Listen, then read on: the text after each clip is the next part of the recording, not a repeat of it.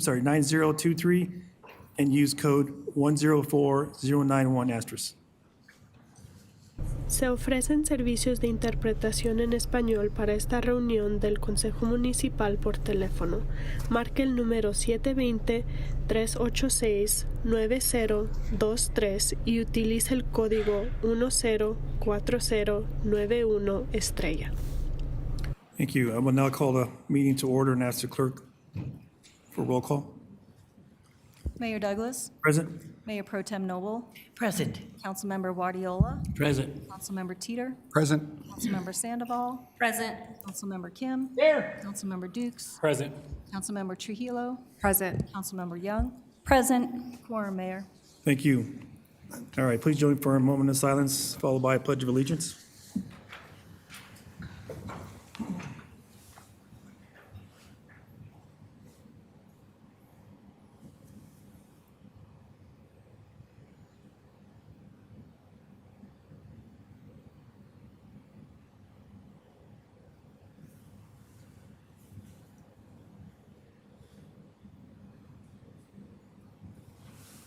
I pledge allegiance to the flag of the United States of America and to the republic for which it stands, one nation, under God, indivisible, with liberty and justice for all.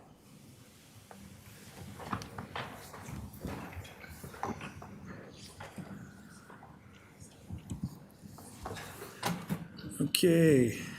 Do any council members wish to amend the agenda? Seeing none, I need a motion and a second to adopt agenda as presented. Councilmember Kim. So moved. Councilmember Sandoval. Second. Okay. Motion on the floor is to adopt the agenda as presented. I'll ask the clerk to take a roll call vote. Your vote is open.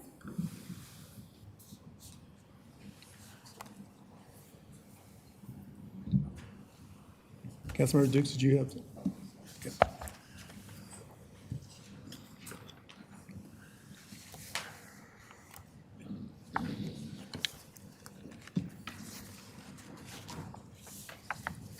All right, to pass unanimously. Okay. On to public comments. All public comments except for those in public hearings will occur now.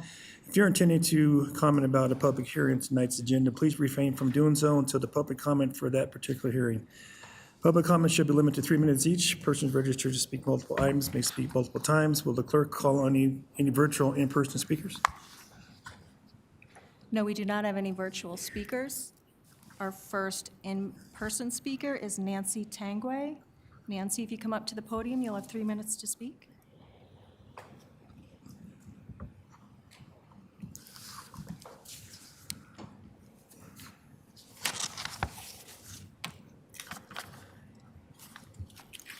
Hello, my name is Nancy Tangway.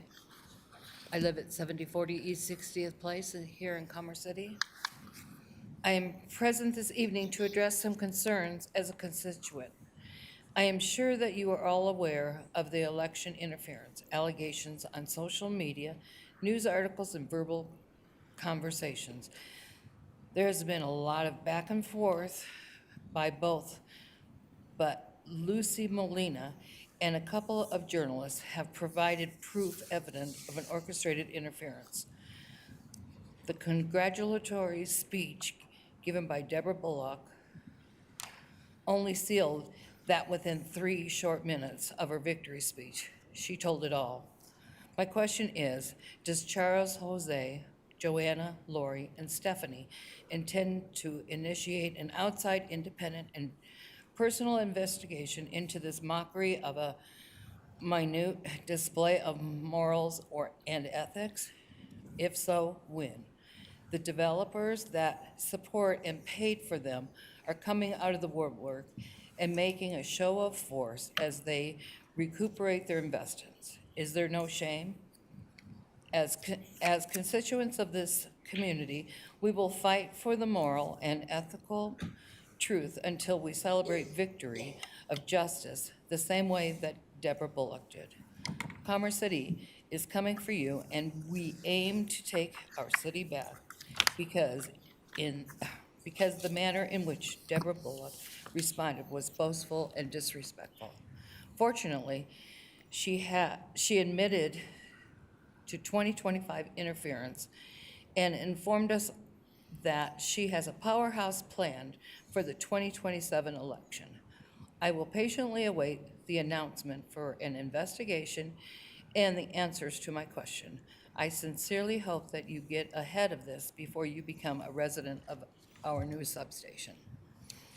Thank you. Thank you. Our next speaker is Keith Rogers. Keith, if you come up to the podium, you'll have 3 minutes.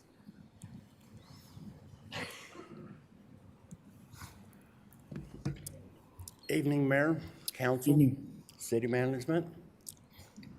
Same old things. Still got ATVs running around.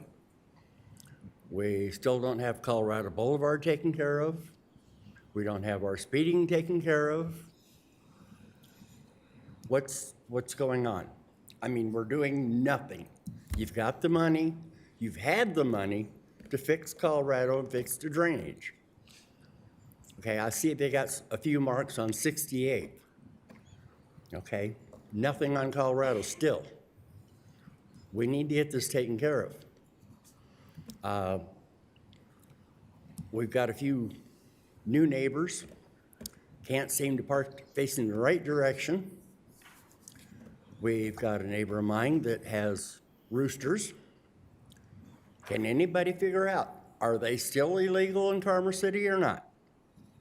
Some people are complaining about them.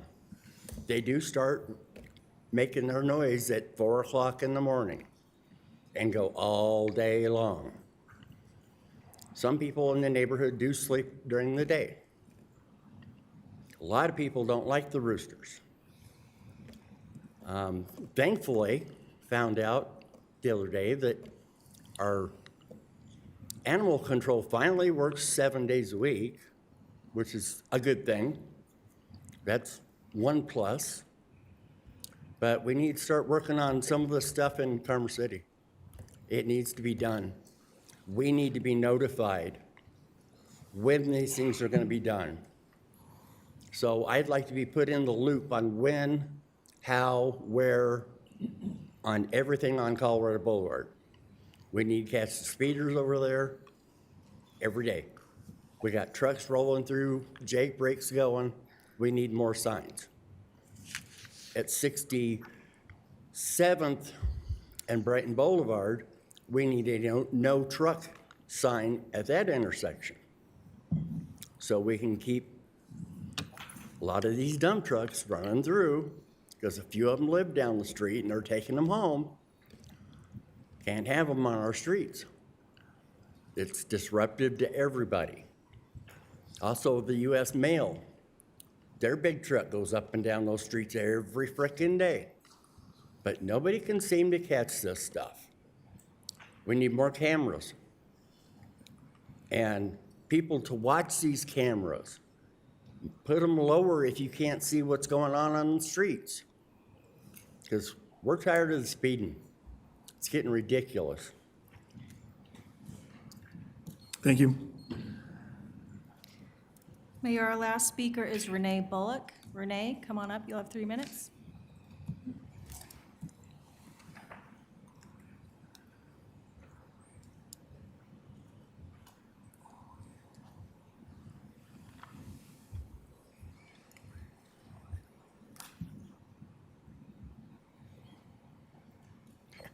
My name is Renee Bullock, the Executive Director of the Commerce City Council, Commerce City Chamber of Commerce.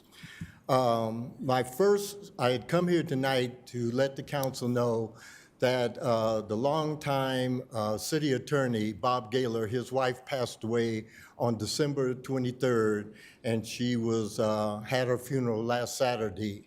And there's people on council that have worked under Bob and knew Bob personally, and I just wanted people to know that that had happened, and I hope that the city sent a card or flowers or something. I was going to sit down after that until I heard my wife's name taken in vain by somebody that doesn't know anything about either the election or Lucy Molina. But I welcome an investigation, and I welcome an investigation that encompasses everything. And then after it's over and everyone is sitting there saying, oh, she's the problem. Because if anybody wants to criticize Deborah Bullock on history of Commerce City, bring it on. She'll give you an education about the history of this city and elections as far back as you want to. And she will, whoever this lady was, I didn't catch her name because back in the back you don't hear as well, but she does not know anything about elections or the history of Commerce City or the people that were running in these elections. It was a fair and honest election, and the people that lost, lost, and the people that won, won fairly. So if she wants to bring this on, I tell her, bring it on. But when you bring it on, bring Deborah Bullock to the table and let her sit there and then say the same thing she said right here, and you'll never see her again at this dais. Thank you. Thank you. That concludes the public comment. All right, thank you. Members of the public are able to submit written comments online by mail. Written comments were not received by the deadline, and if a follow-up is necessary, you should be contacted by a staff member. Okay, up next. Yes, Mayor Pro Tem Noble. Thank you very much. I want to draw attention to a letter, written comments under public comments from 350 Colorado, expressing their concerns about the Suncor sponsorship of the ice rink and the Merry Market. Thank you. All right, on to notice of council business, building a future-ready workforce. I invite Councilmember Dukes to introduce this item.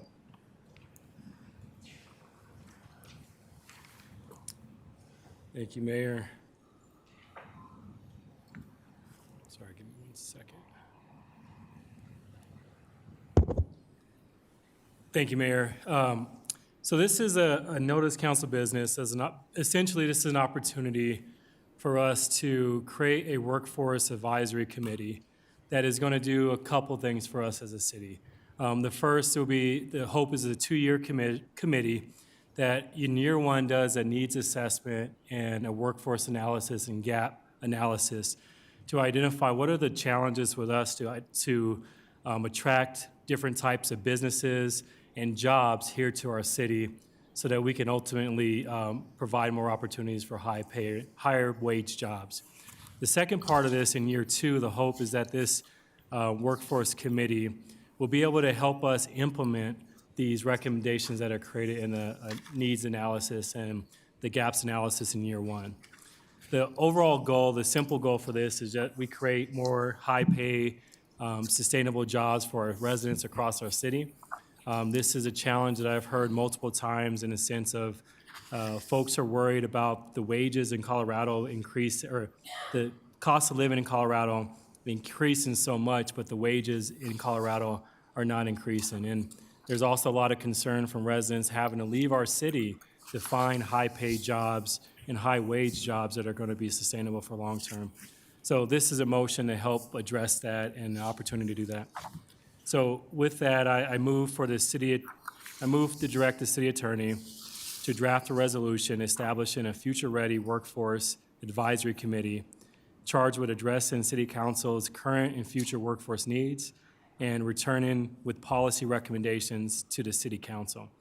In addition to that opening sentence, there's a number of bullets and outlines that this committee will be tasked with that will be a part of this motion as well. What's your motion? My motion is to move to direct the city attorney. I'm saying, Oh, no, I'm that's a sorry. motion. Just clarify, okay. Thank you. Councilmember Gualanola. Oh, I didn't. I'll second the motion. Okay.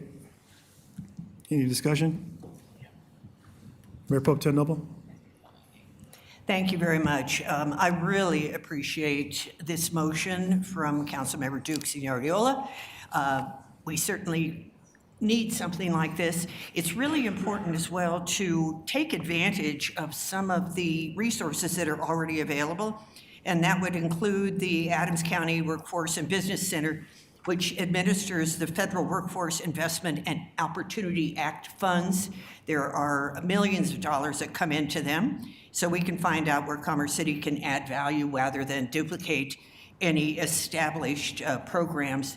The other aspect of this that I find really important is how many times we have talked about just transitions for employees from toxic industries that may exist here in Commerce City, and being able to find new avenues for people to make the same kind of money that they make at a refinery would be the best thing that we could possibly do for the residents of our community. So thank you very much. I really appreciate this, and I support it wholeheartedly. I do have a question for the city manager, though. Our understanding in December was that you wanted us to tone down or decrease the number of projects that we bring that the city staff must take on. So this one is okay with you? City Manager Rogers. Thank you for that, Mayor. I appreciate the question, Mayor Pro Tem. There's actually alignment with this respect to this Workforce Advisory Committee partnering with the staff. We've identified as one of my metrics that was adopted by resolution about bringing forward a workforce analysis. So we're already going to be working through this and other industry cluster studies as part of our project list, our strategic initiatives for 2026. So this will give us another component or toolkit, a tool within the toolkit per se, to be able to ensure that we're actually understanding market trends, where the market is landing with opportunity when it comes around workforce and primary employment and workforce development, that we can then be able to capitalize and then be able to actualize or implement either at the policy level or operationally. So I don't see this as an additional burden, but an additional opportunity for us to get strategic feedback from stakeholders that have a stake or a potential future stake in Commerce City. Okay, thank you very much. I'm glad to hear that. And it also brings us a step closer to having a Commerce City Economic Development Corporation, which I think would be really useful. That's been hugely successful in Brighton and can be credited for much of the retail that they see in Brighton and commercial. And my final question for you, Councilmember Dukes, could we have semi-annual report from the group? Councilmember Dukes. See, I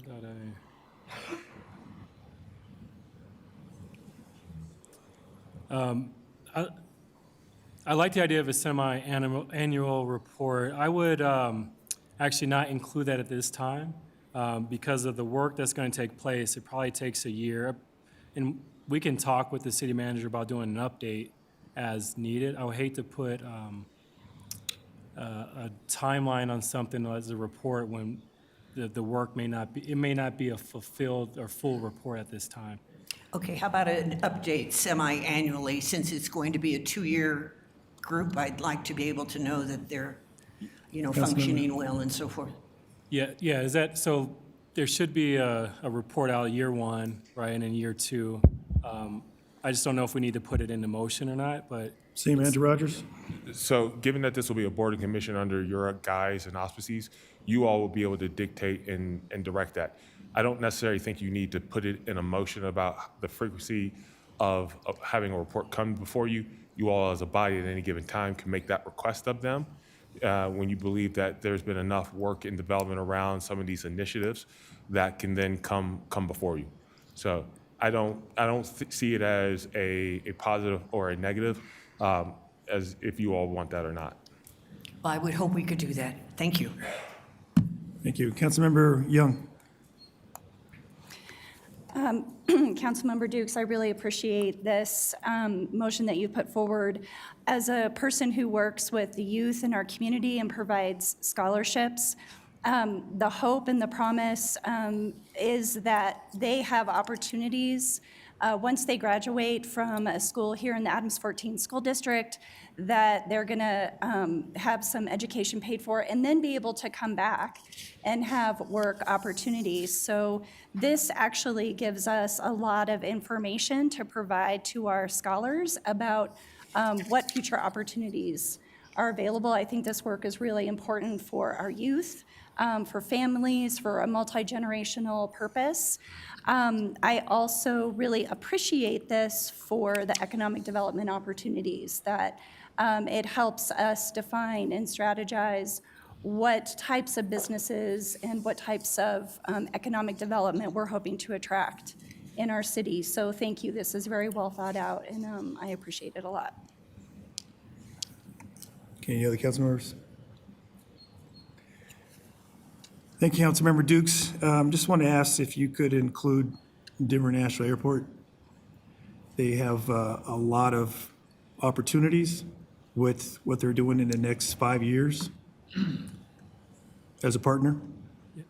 Yeah, so we can include it. So as far as the next steps for this motion and for this task force is that there's still some steps ahead of us that we have to take. One would be, how do we do an outreach like we do with boards and commissions and intentionally do an outreach to Denver National Airport, have a couple of steps around what other unions, what other workforce partners that need to take place, but that will be after we approve this, and we have to have some intentional strategy about the recruitment, and then we have to think about our process for interviewing, and then we want to make sure that we have this up and running by, I would hope by the first quarter of this year, to connect to some of the work that's happened with the city manager's office and the consultant and things of that nature. So yes, I think in the future, in the near future, we will probably have to sit down and talk through what it looks like for our partnerships and outreach. All right, thank you. Okay, seeing no others, the motion to the motion, Councilmember Dukes? One more thing, and the other, the union, or the railroad probably too. We think about, you made me think about DIA and Dan and some of the challenges or some of the opportunities with workforce in general, but also maybe the railroad across our city as well. So, I just want to bring it up. All right, thank you for including that.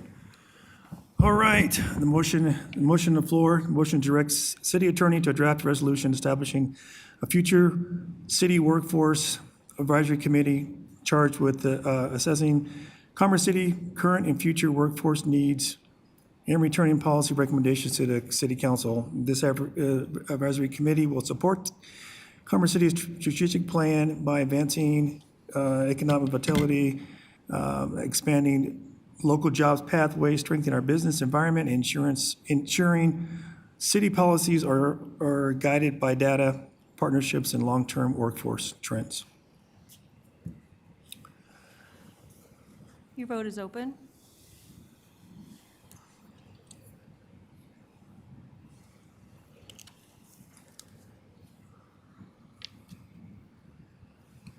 Okay, that passes unanimously.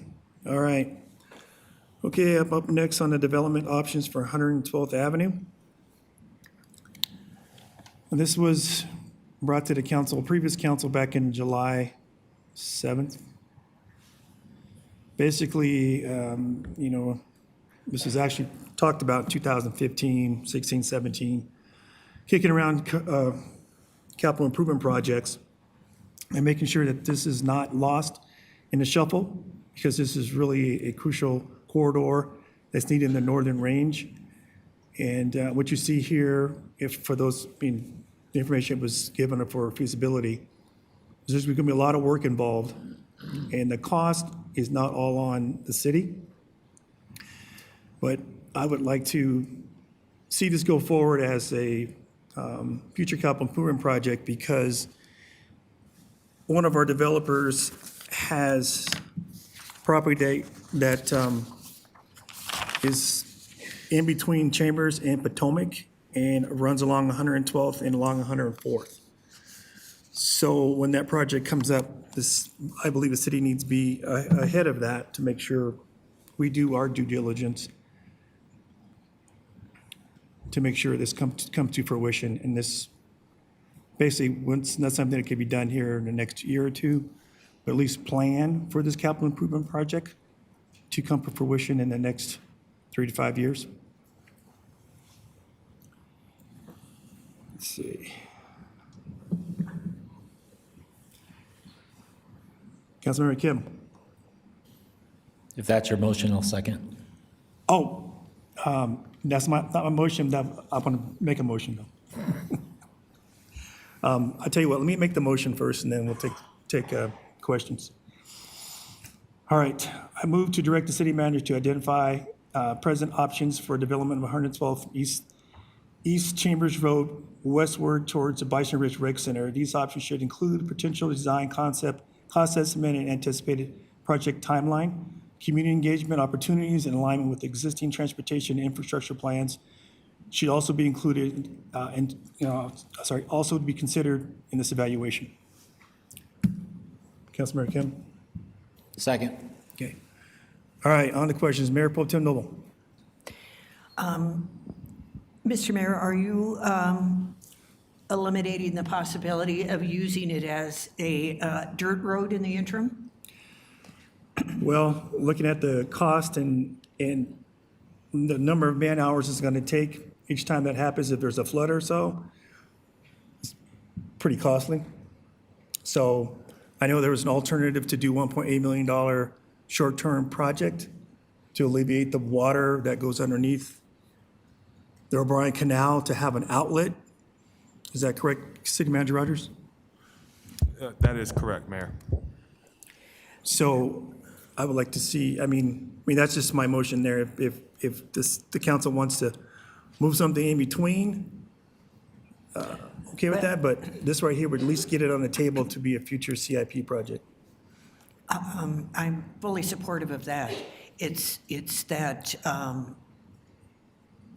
the residents of the Northeast have been looking for direct access to Bison Ridge Recreation Center for a very long time. My other concerns were in the 9-page issues briefing, which I encourage anyone to read. It indicated that Oakwood Homes has a portion of that as a cost that they'll be responsible for, except in my experience, it's not the developer who winds up with the cost, but it becomes part of a metro district and potentially part of the MALIPA. So I would want a clear understanding about funding as well. Sure. Because I don't want something like that everyone will be using, not just Reunion residents, but also Buffalo Run, Outlook, et cetera, to be responsible for. Also, Adams County is across the street. And Adams County, unincorporated Adams County should be part of any discussion as well.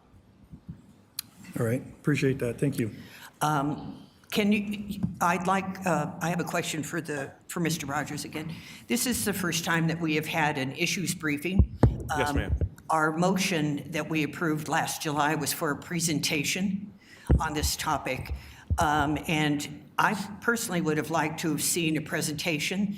When there's a presentation, I'm able to share it better with my constituents and let them see what it looks like, what the obstacles are and so forth, and make it clear to folks who might be listening in what it is that they're looking at and what exactly we're talking about.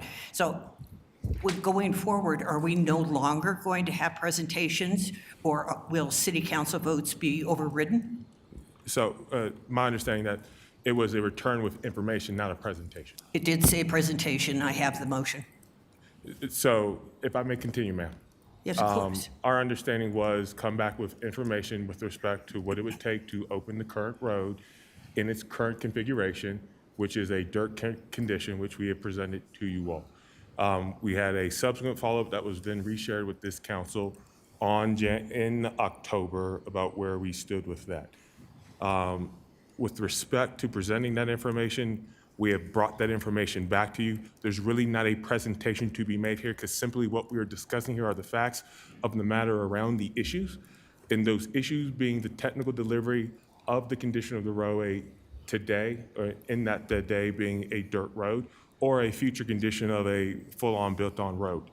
The issues briefing, we believe, is an efficient and effective way of being able to communicate the facts so that you all can make an informed decision to give us clear guidance and direction, knowing that additional steps resources and capacity and bandwidth would be necessary in order for us to be able to accomplish shifting around to develop something that is going to cost the city between 10 and 20 million as far as a future project.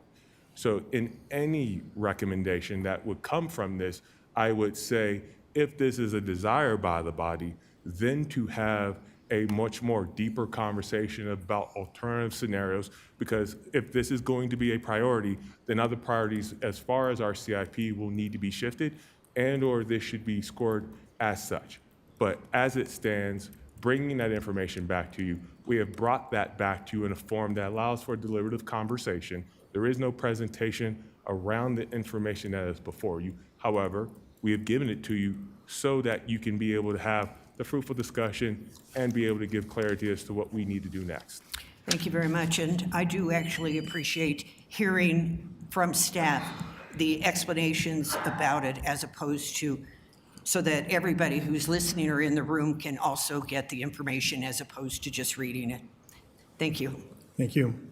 Councilmember Dukes. Thank you, Mayor. Thank you for bringing this forward. Again, I think this is a similar motion we brought forward about a year ago, and we had a lot of discussion about this topic. And when we originally voted and we talked about this as being a project that, while is going to be beneficial, the cost and the time and estimate was greater than what we expected in terms of what we can actually get done at 112th in 3 years. I'm struggling to support this motion for a couple of reasons. One is this is out of order for our when we look at our capital improvement projects, we'll have to look at all the capital improvement projects to determine how do we carve out $20 million for one sliver of a road, section of a road, as compared to other projects like Colorado Boulevard and other things across our city. The other thing I'm struggling with is that the way the motion is written, it's cost intensive, meaning that to have the potential design concept and cost estimates, that's going to cost City Manager Roger, let me estimate around $500,000 to get design concept and cost estimates. Is that ballpark based on what we've done before? Yes, sir. And the anticipated timeline will be contingent on the design concepts, and so that could fluctuate from 500 to almost $1 million depending on the timeline. My struggle here is that we don't have enough information to actually make an informed decision, and I feel like we don't have enough information to make an informed decision, and that concerns me because I would not want to waste our city time and effort and our city staff's time and effort to go down a rabbit hole that is not necessarily clearly defined, looked at the detail of the cost, looked at the time associated with it, to land on something that may not be approved as a capital improvement project. That concerns me because we may not be able to get this done. The other thing that wasn't concerned until actually now Mayor Pro Tem Noble brought up, which is a great point, is that we don't know the funding mechanisms that we'll be able to provide to actually fund this project, right? Because we haven't talked about the different funding models and the rate of funding that will be necessary to actually bring this to fruition. So we won't have the funding for it. We'll have to make a budget amendment to look at adding more costs for the concept and designs.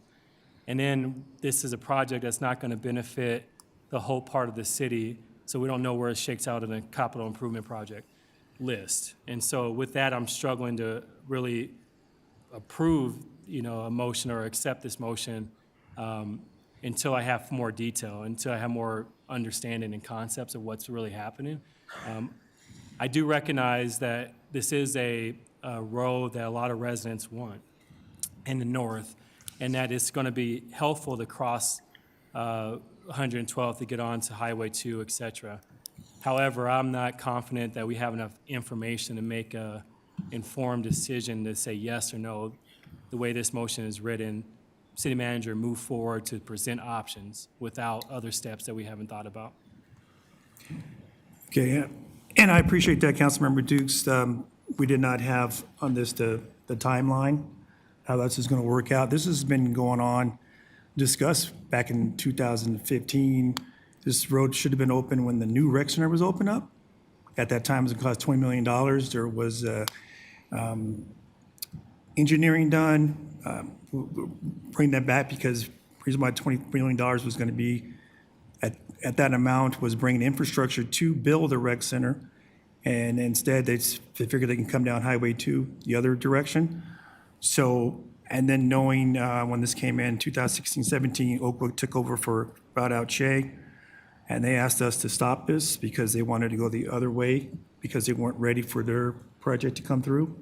So kicking this can down the road does not help the city out when this is a CIP project that should have come to fruition by now. I have documentation that this was supposed to have been open the same time the rec center was open. So to keep pushing this off as not being part of a capital improvement project, and now we have 4 new council members, actually 3, Councilmember Guangola was here when we discussed this as well. This is very important. I mean, we have a substation right now. The city's gonna be building $45 million. We didn't have money for that, but we found a way to make sure that those funds right now are closer to getting that project started. So I see this as a start and put it on the capital improvement list because over the time, we're gonna have to allocate certain funds for this type of project for this to come to fruition. But at the same time, when the development within Oakwoods, there's gonna be the O'Brien Canal they're gonna be dealing with, detention pond, future floodplain area. There's gonna be a lot of work that has to be done and coordinated with this. So this is just not all on us. So this is where you start. This is how capital improvement projects get on the list. So I'm sorry that you feel that way, but this is something that was should have come to fruition by now. So, Councilmember Teeter. Yeah, initially I was for this project and because it is a need that we just getting people to the rec center and back and forth. It's a major, we need it. But after looking, $66 million is what I read in there was one of the lines. And we have so many other roads, major thoroughfares, which this is not. But it would be a convenient road to have open. But just looking at that much money to get things done, I can't support it at this time. Okay, the $66 million, that's going to be not by the city. Pardon? That $66 million is not part of what the city is responsible for. How much is the city's response? Probably between $20 and $30 million. That's what we need to find out. It's not $66 million.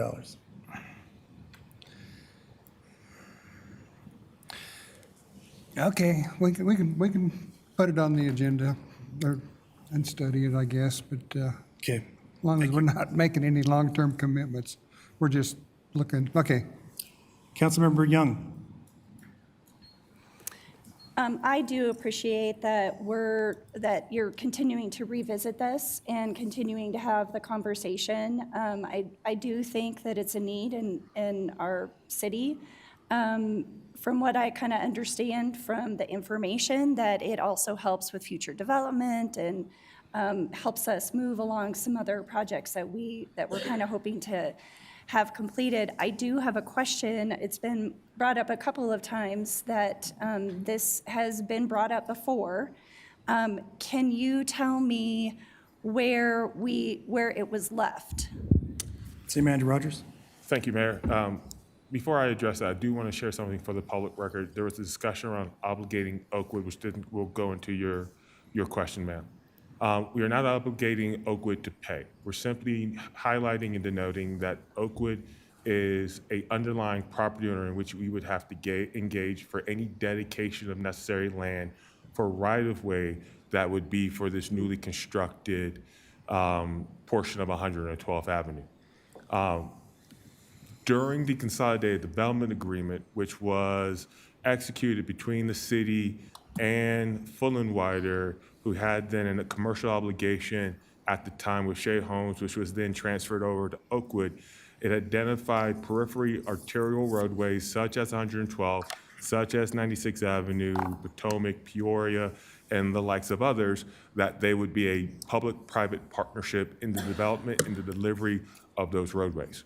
as they were exploring the development of Village 8, which is the active adult community that would be south of this newly constructed roadway, that we would submit a joint application to the Army Corps of Engineers and necessary to secure the appropriate permitting, given the impact to potential wetlands along the northern edge, and as what you've seen identified in the issues briefing, where that culvert would outflow to as well. At that time, we were also in the midst of the Consolidated Development Agreement sunsetting, to which, when it did sunset, also the discussions around the advancement of 112 outside of what would be the rational nexus required for them to mitigate their impacts for any development associated with it did not move forward. So we have intermittently have had conversations with Oakwood and the Fulton Whiters about advancement of their project that would have us then understand what would be associated with that coming to the city. But we have also then have held additional conversations with Mile High Flood District, which have also daylighted or enlightened us about certain steps that they would have to do in advance of any work as part of the roadway project. Hence why you see in the issues briefing that we estimate that's around $100 million, because if you wanted to advance that project beyond its current state or into a future state, we would have to take on some of those associated projects outside of our purview, such as the Mile High Flood District, and have to advance that on behalf. In addition to working with FRICO, which there is a level of dynamism there as well. So we have not advanced this because of really two main things. One, in the 2010 plan, this was not a priority project at that time of the master transportation plan, nor has it been identified as a priority project in the 2025, which is now going to be brought forward to you all next month for discussion, so that could always change.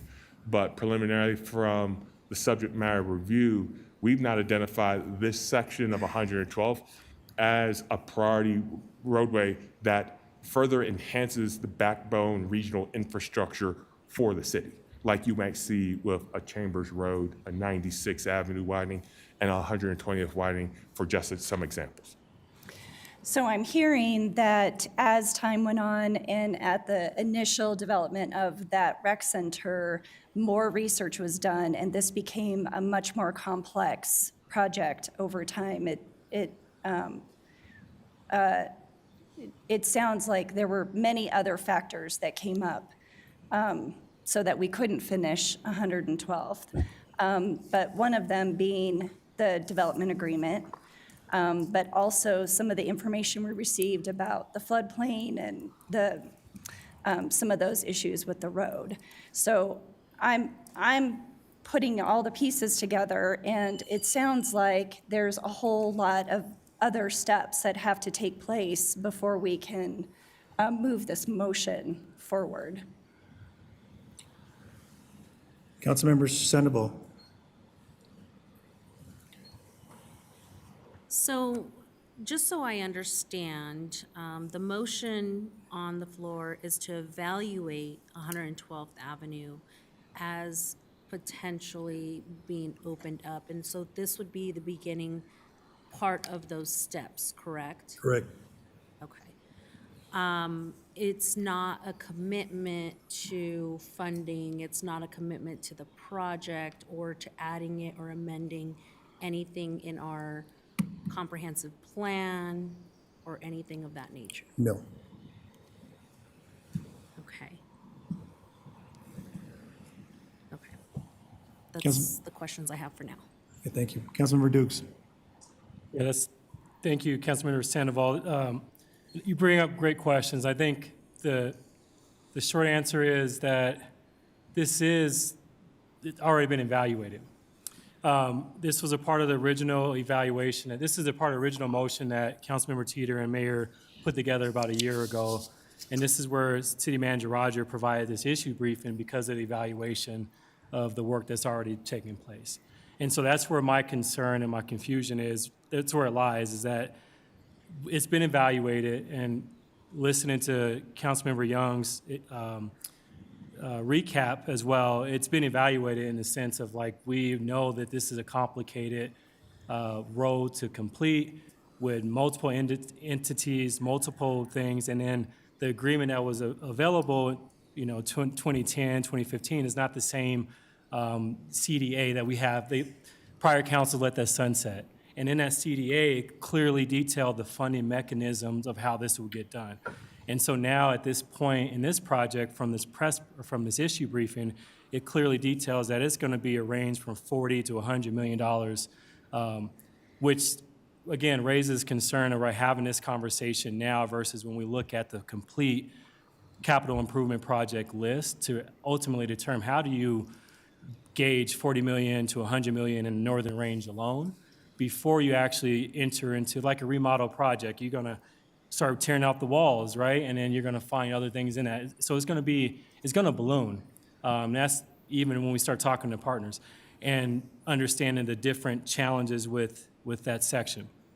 While it's needed, I can't support $40 to $100 million in the Northern Range alone without thinking about how do we think about Chambers?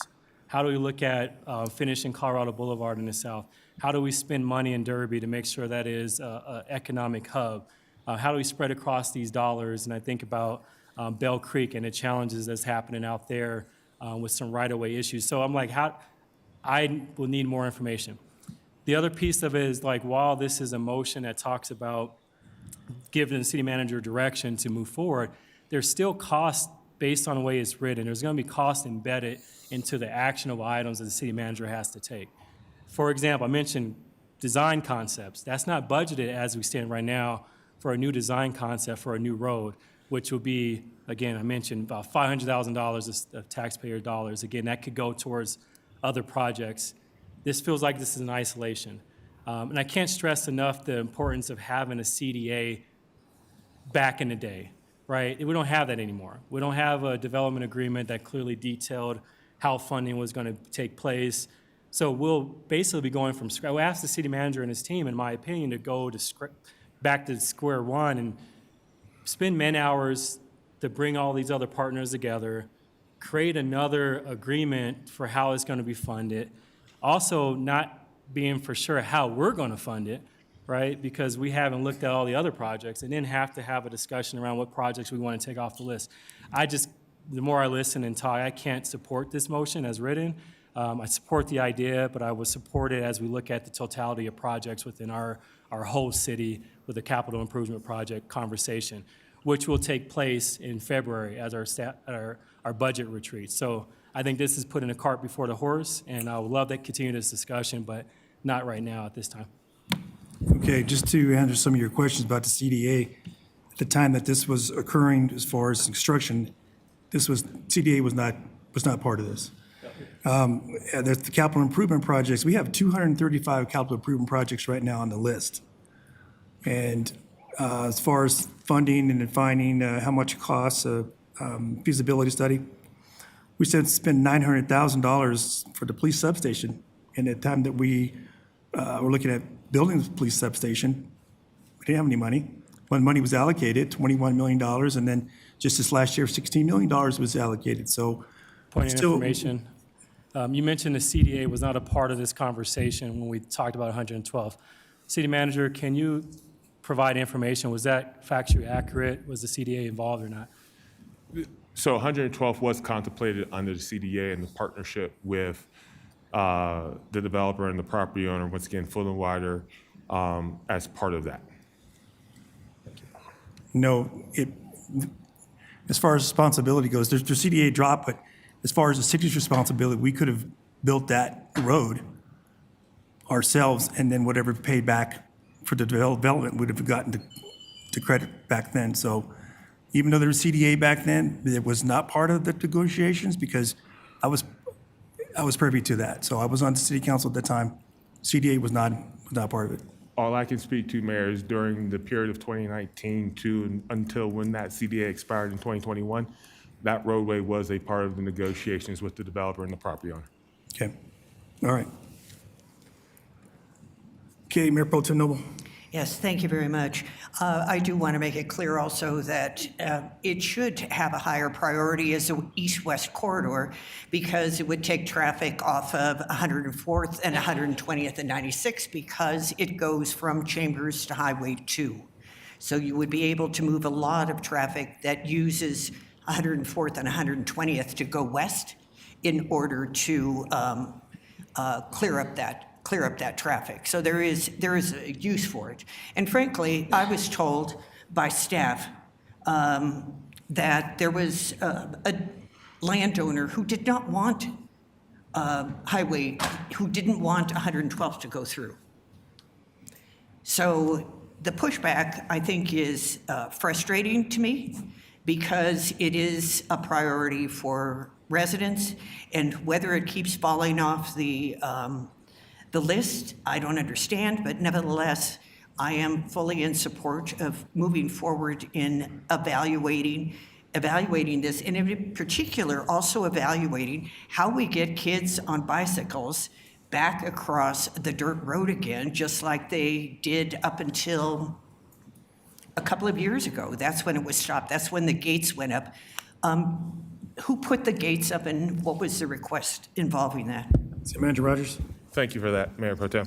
I appreciate you bringing up that you spoke with staff. Unfortunately, unless I know who that staff is, they can't speak on behalf of me or the organization about what is or what is not and what has been told or what would be done or what not be done due to what we heard from a speculative comment within the community. That aside, the gates were put up due to the roadway being flooded out. You've seen pictures of the most recent rainstorm that we had, substantial, significant rainstorm that we had in October, to which we had ruts within that roadway of half a foot to a foot, and even in certain places, 2 feet deep. And that is why we have the gates, is to prevent individuals from making a bad decision of going down a roadway that is impacted and getting stuck, and then us being required to have to rescue them from what is clear and present danger with respect to the roadway and its condition. So the gates are up there for both a public safety and also a visual warning of the road is closed due to the risk that it poses. I would like to see, Mayor, that the evaluation continue and to also include the 1.8 million for potentially opening up the road without, just on a dirt road basis so people can get back and forth on it temporarily. Councilmember Gwanola? Could you add that as an amendment? That's an amendment. Okay. Are you Yes. gonna answer Mayor Pro Tem? That's had a meeting. an amendment? Oh, yes. To add the 1.8 million to the evaluation of just using it as a dirt road, Okay. but make it safer. Thank you. All right, thank you, Mayor. Thank you, Mayor. And we got to work on my name. Guardiola, please. Sir? I can't support it right now. I think this is a huge, important road. We have to, but I think we're skipping a piece of our budget retreat that has been in the past. And I think this is where it needs to start. And maybe I'm a little outdated since I haven't been on council for the last 4 years, but this is where we start talking about our budget items and the priorities and look at the financial piece that it's going to cost. I think how it's written, I couldn't support it. I would support something looking at it when we are in our budget sessions and saying this is a priority. I think it is too. I really do believe it is, Mayor. But just bringing it out like this, I think it'll set precedents to other things that maybe other council members heard from the community and say, hey, I represent Ward 1 and Colorado Boulevard is a huge project, right? Brighton Boulevard is a huge project. So I can't support it in the form it's written. I would love to see it in February at our budget retreat. That's not a problem. This is just information that came back from July last year and in this format. I didn't ask to put this on notice of council business. It just showed up like this. So that's why I'm speaking on it. So I'm going to keep fighting this until it's on the part of the CIP. This is not about advancing it with no money. are no logic behind it. This is just to get it started so that it's part of the process. Totally agree, but I think we could get it started at our budget retreat, because how it's written, it's really written that we're gonna have potential design concepts, cost estimates, and that all takes staff time and money. Thank you. Councilmember Kim. I think we all agree on the same thing, is the fact that 112th is a priority at some point. I also think that, we hear from residents as well, it says, hey, when is 112th going to be opened back up? I also know that, I think to what Councilmember Guardiola has said, or even what Councilmember Dukes has said, right? I mean, just the fact that they're putting the cart before the horse. I also believe that there needs to be additional discussions that happens with the other agencies, other organizations that are out there as well to determine as far as how this would actually be funded. Not all of it should be funded by the city for sure. At the end of the day, I know I've heard it time and time again through my conversations with Craig, that happen monthly. Hey, when is 112th opening up? When is that going to happen?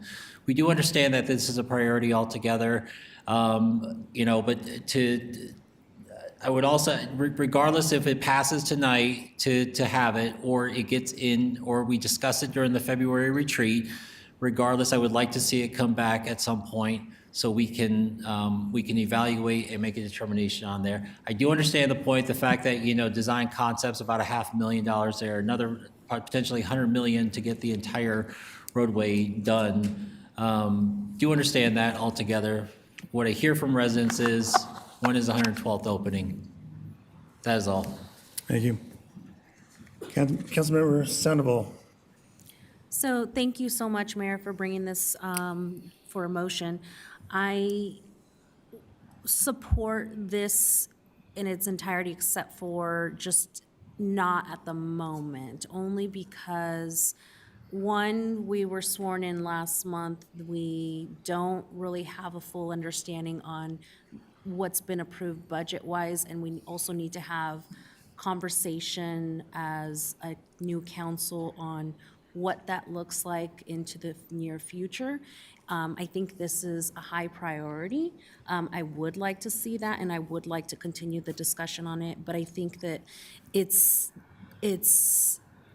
too soon for us to be able to really make a firm decision moving forward with it at this time. But I think that it is a very big need within the community up in the northern half. However, I do also believe that there's higher priorities with roads that we already have that service our community that we have to take care of first. So I don't want to necessarily push this down the list, just put a pause on it for a moment until we have a budget conversation and then add that in as part of our budget conversation. Thank you. And yes, this wasn't asked to build this now. This is for the future. So this was going to come up, like I said, notice of council business came up, it was on there. I was surprised it was there, so I'm just speaking on it. I asked the city manager why it was there. He explained that they did go back and look. If you read the issue briefing, it details everything, all the different agencies and all who's responsible, how floodplain and all that. So we're just part of one of the agencies when it comes to funding. And pretty much this is just make sure this just gets forward onto a CIP project. So, since we're gonna have this discussion next month, I appreciate that. Like I said, this came up, my name was on there, I just brought this up, so at this time, I can withdraw my motion and just bring this back in February when we have a discussion, the CIP project. I think your actual first prudent step would be is to have this as part of your transportation master plan discussion. That'll be forthcoming in February. It's not, for lack of better words, practical to be adding a roadway project that's not identified in your TMP as a 10-year plus project, of how you then look at navigating funding gaps budgetarily wise under your CIP program. Because then it's setting a precedent that any road can then become a priority. And then the thing that we're relying upon for not just securing our own budget when we come before you, but it also then becomes a piece of information that we then share with the regional respect around DRCOG, around the state or the federal government, that this is all flowing strategically from the master plan that is building upon the broader network. So I would say when this comes to you at that first meeting in February, you should have a very deliberative discussion around the prioritization of this with the other CIP projects that will have been identified that will guide how we look at building out that network, no different than what we've done in 2010 with the Yeah. master transportation plan. Yeah, and in our master plan, this part of the transportation was 112th. It was identified. So I appreciate that. This time I'm just going to withdraw my motion. And you agree with that, Councilmember Kim? All right. All right, on to the second one, the city charter review. I'll invite Councilmember Kim to introduce this item. Thank you, Mayor. As most of you guys are aware, the Commerce City Charter establishes a framework for local governance in our city, defining a council manager system form of government. The charter delineates the specific authorities of both the council and the city manager, thereby ensuring accountability and transparency in city management. Overall, the Commerce City Charter is essential for maintaining effective governance and promoting the well-being of our community. So with that said, I would like to make a motion directing the city manager and city attorney to put together a study session presentation regarding the city charter and whether there is a recommendation to amend any provisions therein. Moreover, to break down any pain points based on council priorities and how these changes could help accomplish our goals. That's my motion. Thank you. Need a second, Councilmember Dukes? Second. Any discussion? Mayor Pro Tem Noble? I know an area that we could change right away in the charter. It's that the 4 women who are on this city council are not identified in the charter because the references are only to he or him or whatever. It does not acknowledge that there are actually women who've been serving on this city council for decades. So I find that to be a great spot to start to change the charter. Thank you for bringing this forward. I support it. All right, seeing no others, the motion on the floor is, I would like to make a motion directing the city manager, city attorney to put together a study session presentation regarding the city charter and whether there is a recommendation to amend any provisions therein. Moreover, to break down any pain points based on council priority and how these changes could help accomplish our goals. Your vote is open.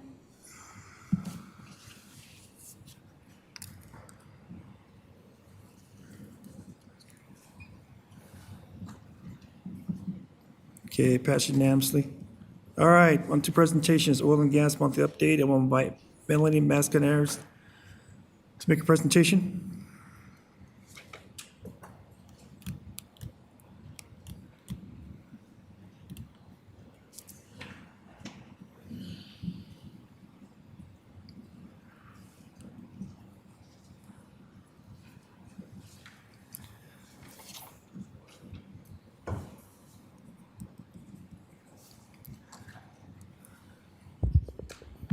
Good evening. I'm Melody Mascarenas, the Sustainability Manager in the Energy, Equity, and Environment Division. This is our oil and gas update for January 5th. There are currently no oil and gas applications under review currently. Oil and gas notice updates. E3, which is also Energy, Equity, Environment, received 2 notices from ECMC, the Energy and Carbon Management Commission. Both are located in unincorporated Adams County. The notices related to move-in rig-up, repairs on existing producing oil and gas wells are in unincorporated Adams County. The names and location are Edmondson and PC 1S 6629283NH. Both are located on the following slide. The blue dots on these 2 maps are the locations. Both are located near the Adams County building up north near Brighton.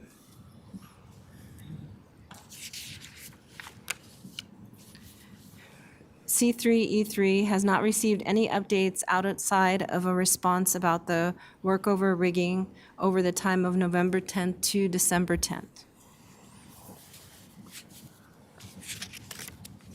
The Colorado Department of Public Health and the Environment Air Pollution Control Division, APCD, Public Health Meeting Updates. CDPHE APCD is releasing 2 new rule concepts and holding upcoming public meetings on both, with one offering for each in January. The 2 rules are about potential changes to emission reports, requirements, and permit fees, and also potential changes to lawn and garden equipment presentations. I don't know. I'm not sure what happened there. It's on my screen. Thank you. APCD, the Air Pollution Control Division, is holding 1 meeting on potential changes to greenhouse gas emissions and energy management, GEM, in manufacturing rules for GEM 1 and 2 facilities in January. It would be this Wednesday. And the Air Pollution Control Division will be hosting a public meeting to learn the basics of air quality compliance and enforcement in Colorado on January 21st from 1 to 2 p.m. All offerings require registration, and they're available at this link right here, bottom of the slide. This is the Suncor Environmental Exceedance Report from October 5th to November 15th. There were a total of 5 reportable events and a total of 5 exceedances. October 20th was for opacity, and it was an exceedance of 1% over the maximum reporting value. October 28th was for nitrogen oxides, NOx, and that was 0.005 pounds over the reporting limit, reporting value. In October 16th and November 4th, we had a cyanide exceedance, Suncor did, and that was 7 over the total exceedance. November 10th was for opacity, and it was 4% over the exceedance. And November 10th also was from the wastewater treatment plant, regenerative thermal oxidizer, RTO, and that was 23 degrees over the total exceedance was 23 degrees over. Thank you. Any questions? Thank you. Council have questions? Mayor Pro Tem Noble? Thank you very much, appreciate it. I was contacted by a resident in South Commerce City today who was looking at the Love My Air app.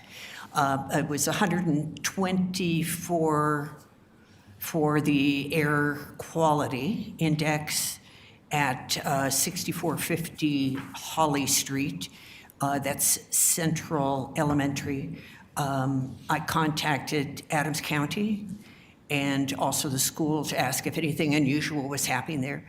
Adams County got back to me and they said that that is a Suncor air quality monitor.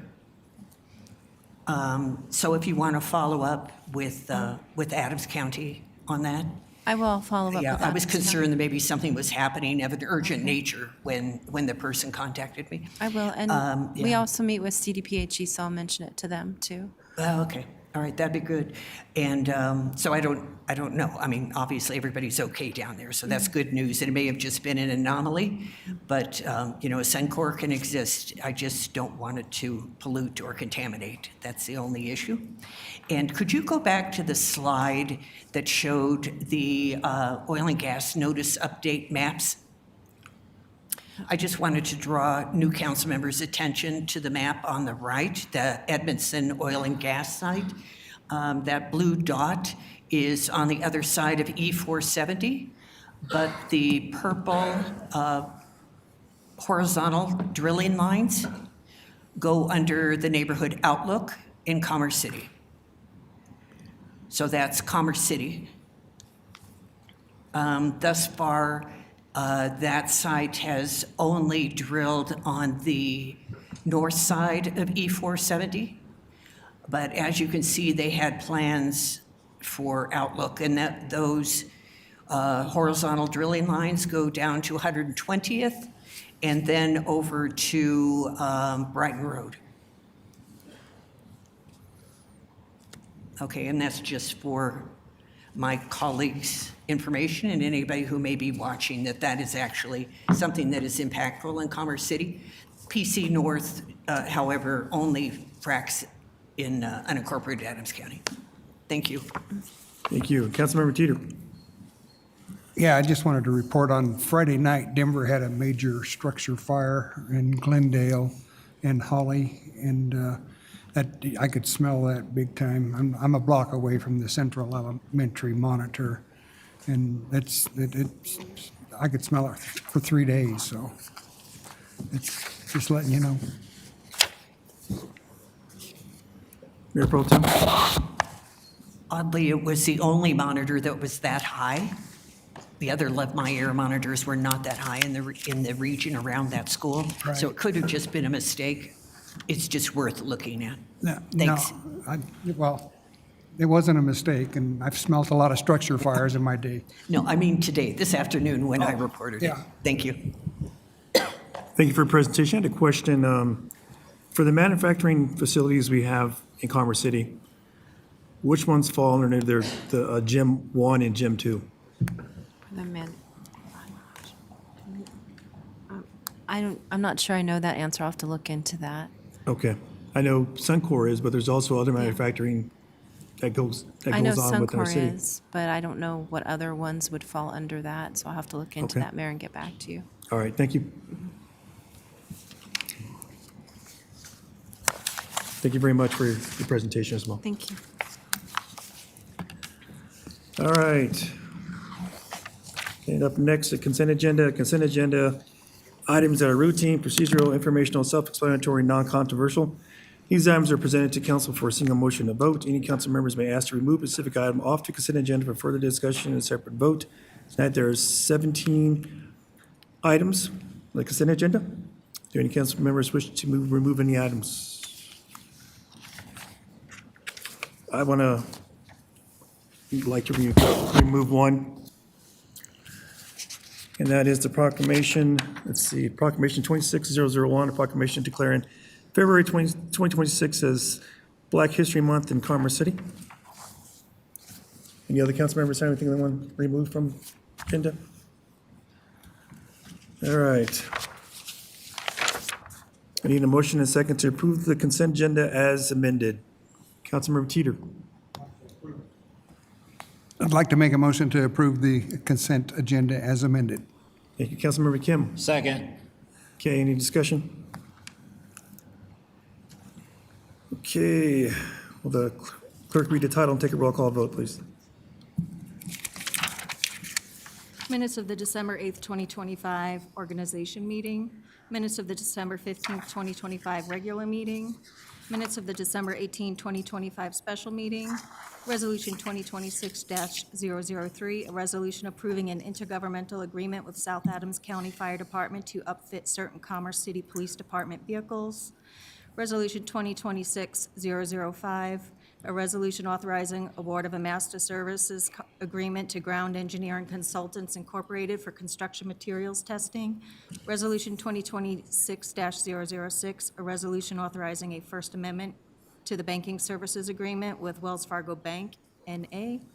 Ordinance 2725, an ordinance authorizing the issuance by the City of Commerce City, Colorado, of one or more series of its sales and use tax revenue bonds and providing other details in connection therewith.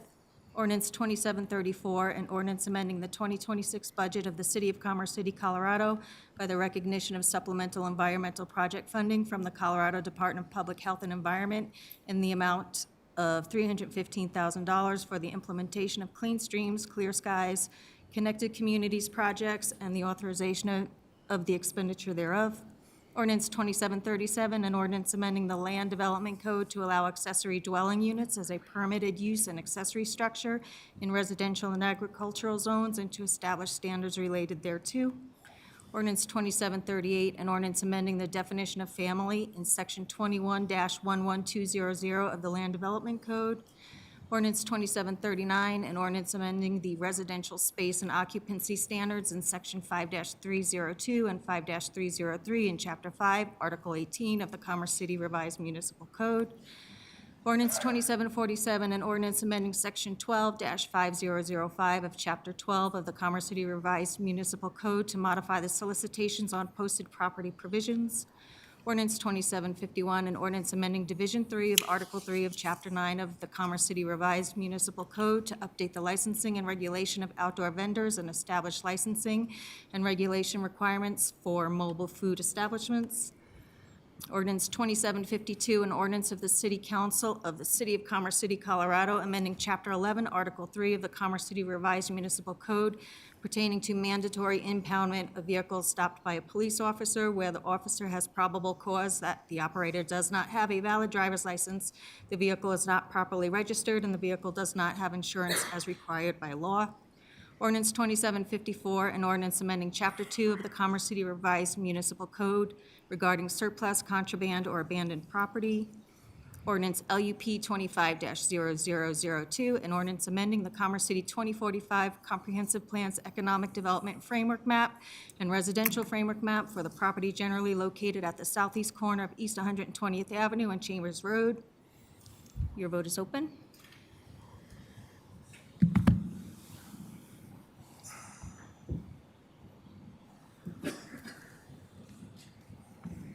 Okay, that passes unanimously. All right. I pulled the item off for proclamation. In the past, we've had members from the Diversity, Equity, Inclusion participate when we have different proclamations throughout the year. But unfortunately, it was a late notice and notice wasn't sent out for them to participate, so I've asked Councilmember Dukes, City Manager Rogers, City Attorney Zarzeki, and Deputy City Manager Courtney Brown to help with the reading of the proclamation. So I'll start out, and then I will pass it on from there. All right, Black History Month proclamation. Whereas Black History Month celebrates the contributions that African Americans have made to American history and their struggles to freedom, equality, and deepening of our understanding of our nation's history.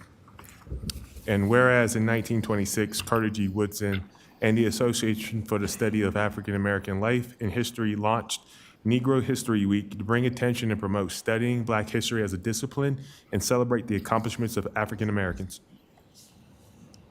And whereas Woodson sought to highlight the contributions and accomplishments made to the history of our country that for years had been omitted. And whereas the African American community has endured decades of struggle to be recognized as equal among our fellow citizens. And whereas in 1976, as a part of the nation's bicentennial, President Gerald Ford decreed Black History Month as a national observance, stating, "We can seize the opportunity to honor the too often neglected accomplishments of Black Americans in every area of endeavor throughout our history."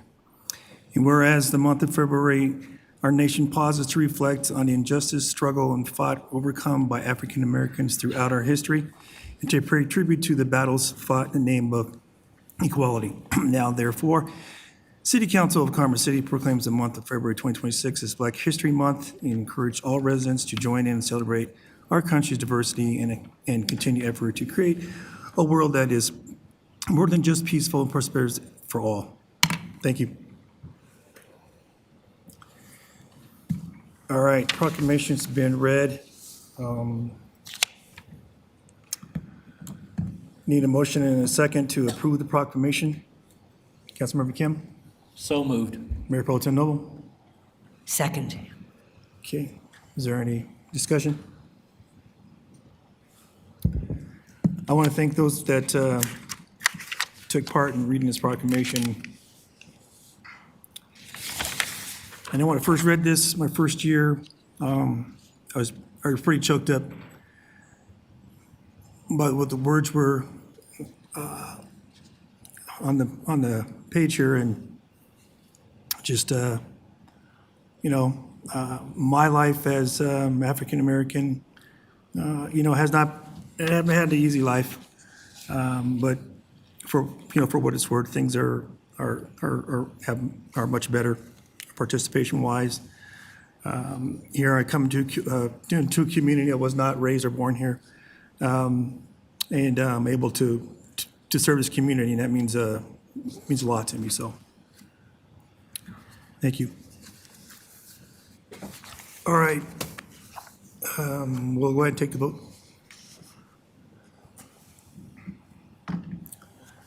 Your vote is open.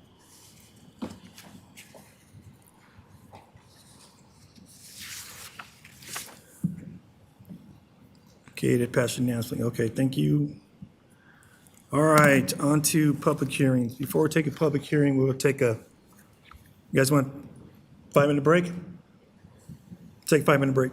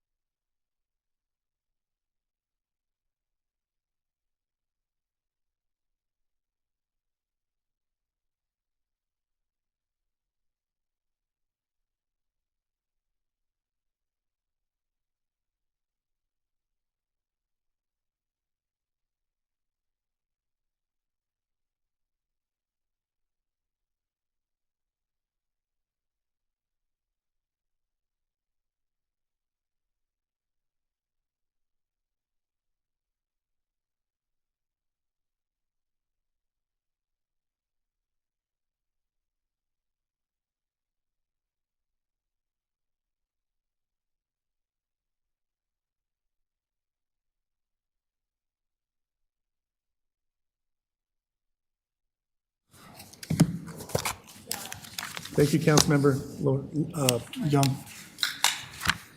All right. Oh, no problem. Just wanted to make sure. Thank you all for your patience as well.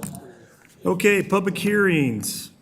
Public hearings, LUP 25001, amendment to 2545 comprehensive plan annexation maps. Tonight's public hearing is case number LUP 250001. I will remind council of the following: only ask questions and gather facts. Do not express opinion or indicate how you will vote. You are not permitted to provide testimony if you wish to participate in the decision. Only rely on facts developed in this hearing and in the record, and apply those facts to your criteria in the Land Development Code. I will invite the city attorney to address council. Is there any council member who cannot hear this matter and make a determination fairly and impartially based on the record before you and the facts and evidence as developed at the public hearing? The record will reflect that no member of council has indicated an inability to be fair and impartial. Thank you, Mayor. Thank you. All right. We'll now open up the public hearing. And per council policy CP 22, the applicant and the city shall be limited to 10 minutes each for their presentation. We'll now ask the applicant to make the presentation. Thank you. Welcome. Thank you. Good evening, Mayor and council persons. Happy New Year. Hope it's a good one for all of us. My name is Quint Redmond, and my address is 34655 County Road 18, Keensburg, Colorado. I am actually the project manager, the local Colorado project manager for Adams Crossing LLC. And we are here tonight to propose a land use map amendment. The property location is at the northwest corner of Chambers Road and 120th. The proposed action is an amendment to the Commerce City land use map for the purpose of annexing this property into Commerce City. The requested future uses are commercial, retail, and agricultural. The current zoning is Adams County Agricultural A3. The new proposed zoning would be Parcel 1, 13.9 acres, zoned commercial, C2, and Parcel 2, 9.83 acres, zoned agricultural. The total land area for the parcel is 23.7 acres in 2 parcels. Here's a map of where the parcels are. And that, like I say, is the northwest corner of 120th and Chambers. This is actually a map showing the current land use on the surrounding properties. We are the 4th corner at this location, and it's all commercial right there. The proposed land use map amendment request. An amendment would allow for the potential annexation of approximately 23.7 acres of vacant property into Commerce City. The land use plan amendment, if approved, would amend the annexation areas and the growth boundaries map, the character areas land use map, residential areas framework map, and the economic development framework within the 2045 comprehensive plan. Specifically, it would amend to expand the urban growth boundary and designate the property as an annexation priority area within the annexation areas and growth boundaries map. So as you can see on this map, this is where the urban growth boundary is, and we actually just want to move that to include this little triangle.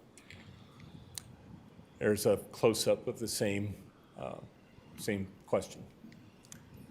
Also, to expand the urban growth boundary and designate the property as northern neighborhoods within the character areas land use map.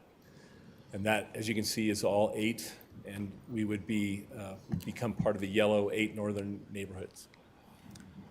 Expand the urban growth boundary within the economic development framework. So once again, the boundary expansion area to be included in the Northern Range Commercial District. So we would match the other orange parcels that are in the North Range Commercial District. This would expand the urban growth boundary and remove from Parcel 1 the property and the Greenfield Development designation within the residential areas framework map so that we can keep the back parcel closest to the highway in agriculture. The proposal complies with the 2019 intergovernmental agreement, or the IGA, between Brighton and Commerce City, and aligns with the regional growth and development boundaries. So this is directly out of the 2019 IGA, and as you can see, this was part of the area that was agreed on for potentially going back and forth. Ultimately, the proposed map amendment and the proposed annexation would align with Commerce City's Northern Neighborhood District and Economic Framework Map, and it's consistent with the other property corners at the intersection of Chambers and 120th, which are currently developed and zoned commercially. This promotes the infill development while utilizing existing infrastructure and utilities that are located in the bounding roads. And development of this property within City of Brighton is not feasible due to the utility access distances underneath I-76 and the railroads. Ultimately, the proposal's alignment with the 2045 comprehensive plan. The property's proposed uses align with its designation as a northern range commercial in the 2045 comprehensive plan. The proposed uses are consistent with the Northern Neighborhood District's proposed commercial uses and the 2045 comprehensive plan's character area land use map. The uses and the proposal is compatible with the surrounding commercial PUD village zoning parcels. The proposal supports balanced land use, including retail, business, and residential synergy and open space. And then finally, the proposal is compliant with CRS 31-12-104, demonstrating continuity, urbanization, and integration of community interest. Our envisioned uses for the property at Parcel 1 would be C2 commercial, intended for local retail and service businesses. Parcel 2 would be ag or agricultural and provides for a possible residence while preserving open space and natural habitat. There'd be potentially, would be 55 to 65,000 square feet of commercial development on the C2 parcel. Located on this is located on two major corridors, Chambers Road and 120th. We understand the future planned widening of 120th to be 4 to 6 lanes, and the future commercial development helps maximize the investment in the existing utilities and transportation that are already in place, a compatible blend of commercial and agricultural uses. This is a conceptual site plan. It is not approved. This is just an idea to get to understand the actual square footage and the site. Comments from the neighborhood meetings. There were a few concerns regarding impact on the area property values. We agreed to not develop the northern corner of the property there that was directly across from the residential areas to approach that. There were concerns with traffic congestion if the development access is located on Chambers Road at 121st Avenue. That's not completely in our control, actually, because of the other development parcels to the east. Concerns that the development of the property immediately adjacent to the residential homes will block views, disturb privacy and wildlife, and create a lighting and noise nuisance. We have agreed to limit the height of the buildings to 1 story, and then also to not develop the property immediately across Chambers from the residential units. The amendment supports community goals, provides neighborhood commercial services and amenities, strengthens the economic corridor, and maintains open space by preserving 45 to 50% of the land in agricultural use and open space. And it provides new commercial services for the residents, generates sales tax for the city, preserves nearly half of the site in ag, and enhances livability and economic sustainability.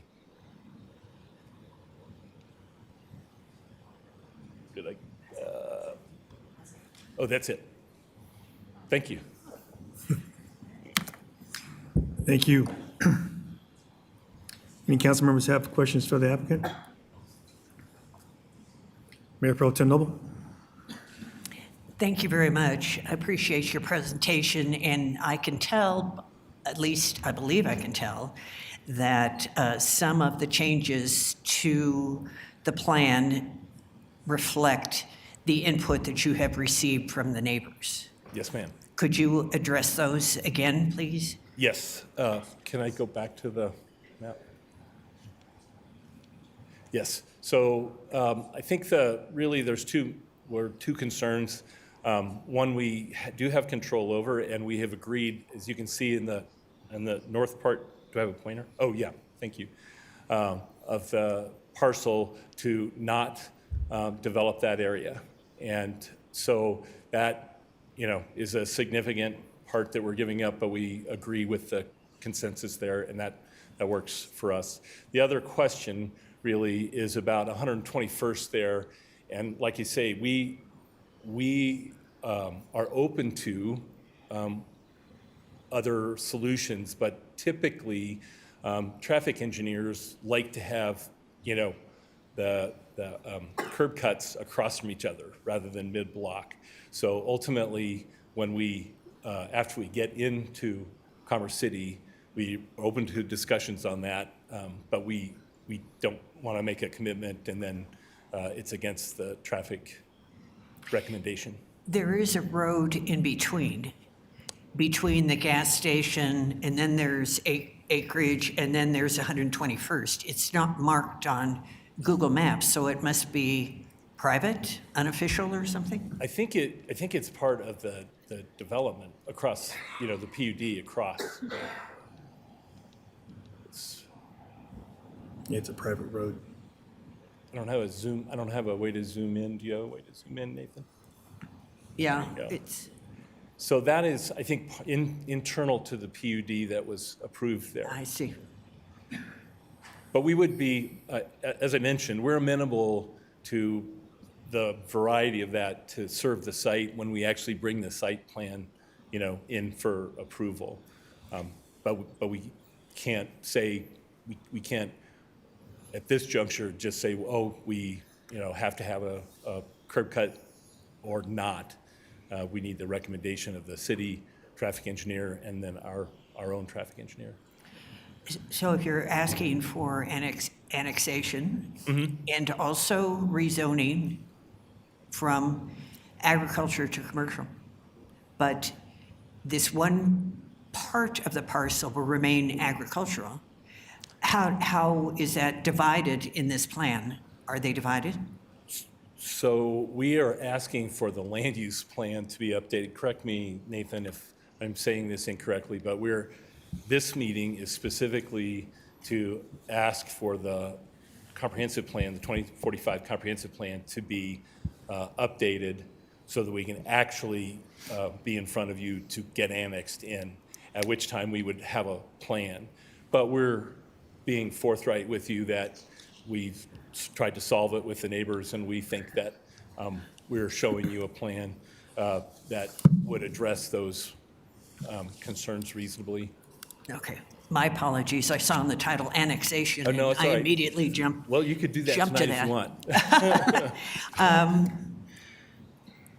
Okay, then I will save it for staff to ask how they're going to make that modification to the comprehensive plan, but leave out the portion of the parcel so it remains agricultural.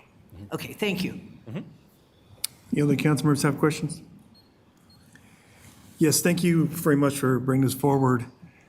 This has been a project that should have occurred a long time ago, but there was back and forth with Brighton. And Yes, so, we're thrilled to be here, I can tell you. Yes. We just want to get it here and start working on it. And so how long did you start that process up in Brighton to get you here in front of us today? Well, I've been working on Adams Crossing for a decade, but this was annexed into Brighton as part of the whole, I think it was probably accidentally, nobody really knows, but when the current owner bought all of it, it all just got annexed, and this little piece, even though it was on the other side of the highway, no one really thought about it. And so this is actually fixing something that probably shouldn't have happened even 10 years ago. But it is, and it was, and so now, so we went through and got de-annexed from Brighton, and now we're here. Okay. Did you also have to go through the county as well? So it's in the county right now. Because we're actually inside the county while this process to come into Commerce City.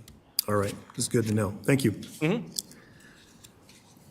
Okay, seeing no more, we'll invite Nathan Chavez, City Planner, to make the presentation.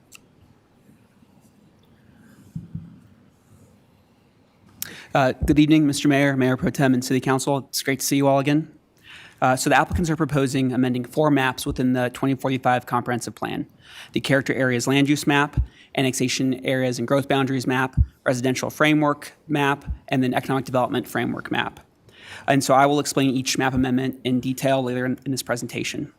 So the site was recently within the City of Brighton's jurisdiction until August 5th of 2025, when Brighton approved of a disconnection, also known as a de-annexation. This approval was predicated on a 2019 Intergovernmental Agreement, or IGA, between Commerce City and Brighton, which allowed the site to disconnect, then allowing for the annexation application into Commerce City, which is the subject matter tonight. And so there are 3 concurrent cases under review, including an annexation zone change, and Northern Infrastructure General Improvement District inclusion, or NIGID inclusion. And all three of these applications are either scheduled or will be scheduled to be heard later this year. And so please note with the concept study, this stemmed from the annexation application and the annexation zone change application, and it's merely conceptual to help any interested parties understand what could be proposed here, as well as work through with neighbors what could happen and negotiations began. And staff will get to that later on in the presentation. So the sites are currently vacant and bisected by the O'Brien Canal. The site is located at a hard corner with existing and entitled commercial at each hard corner. And then residential uses radiate further out from these commercial entitlements and land uses, such as the Outlook and Buffalo Run subdivisions. The 23.76 acre property is zoned Adams County Agricultural 3 and is highlighted in the hatching on the slide. And it's at the northwest corner of Chambers and East 120th Avenue. And then all the surrounding zoning is PUD. So again, the application under consideration tonight is a land use plan amendment, also known as a comprehensive plan amendment. The 2045 comprehensive plan acts as a long-term guiding document for the development of the city. The comp plan provides goals, policies, and recommendations and suggestions for land use, zoning, housing, parks, and transportation, just to name a few of the items. And so this body's role tonight is to consider the Planning Commission's recommendation and determine whether the land use plan amendment meets all the approval criteria or not. So with regards to land use, the foundation of the comprehensive plan are character areas, which provide a broad community view of how land use should be dispersed across the city. And then overlaid on the character area land use map are the framework maps, which provide more parcel-specific recommendations for residential, commercial, and annexations. For the character areas land use map, which is the foundational land use map, the applicant is proposing expanding the urban growth boundary. Where my cursor is, you can see the urban growth boundary surrounding all of the character areas, this dotted line. And they're proposing expanding it just to encompass the site, as well as designating the subject site Northern Neighborhoods. And then this character area, Northern Neighborhoods, includes residential areas principally located in Commerce City's northern range. And it's characterized by a mix of residential uses. It is anticipated that northern neighborhoods will continue to provide a significant opportunity for the city's residential growth and expansion. And then commercial is a secondary land use within this character area. Within the annexation areas and growth boundaries map, the applicant is proposing expanding the urban growth boundary and designating the site as an annexation priority area. The purpose of this map is to ensure future annexations and growth are contiguous with existing development. And then specifically, the urban growth boundary is an agreed upon boundary between multiple jurisdictions, which guides growths for said jurisdictions. And then you will find that expansion of the urban growth boundary is proposed in each of the 4 maps tonight.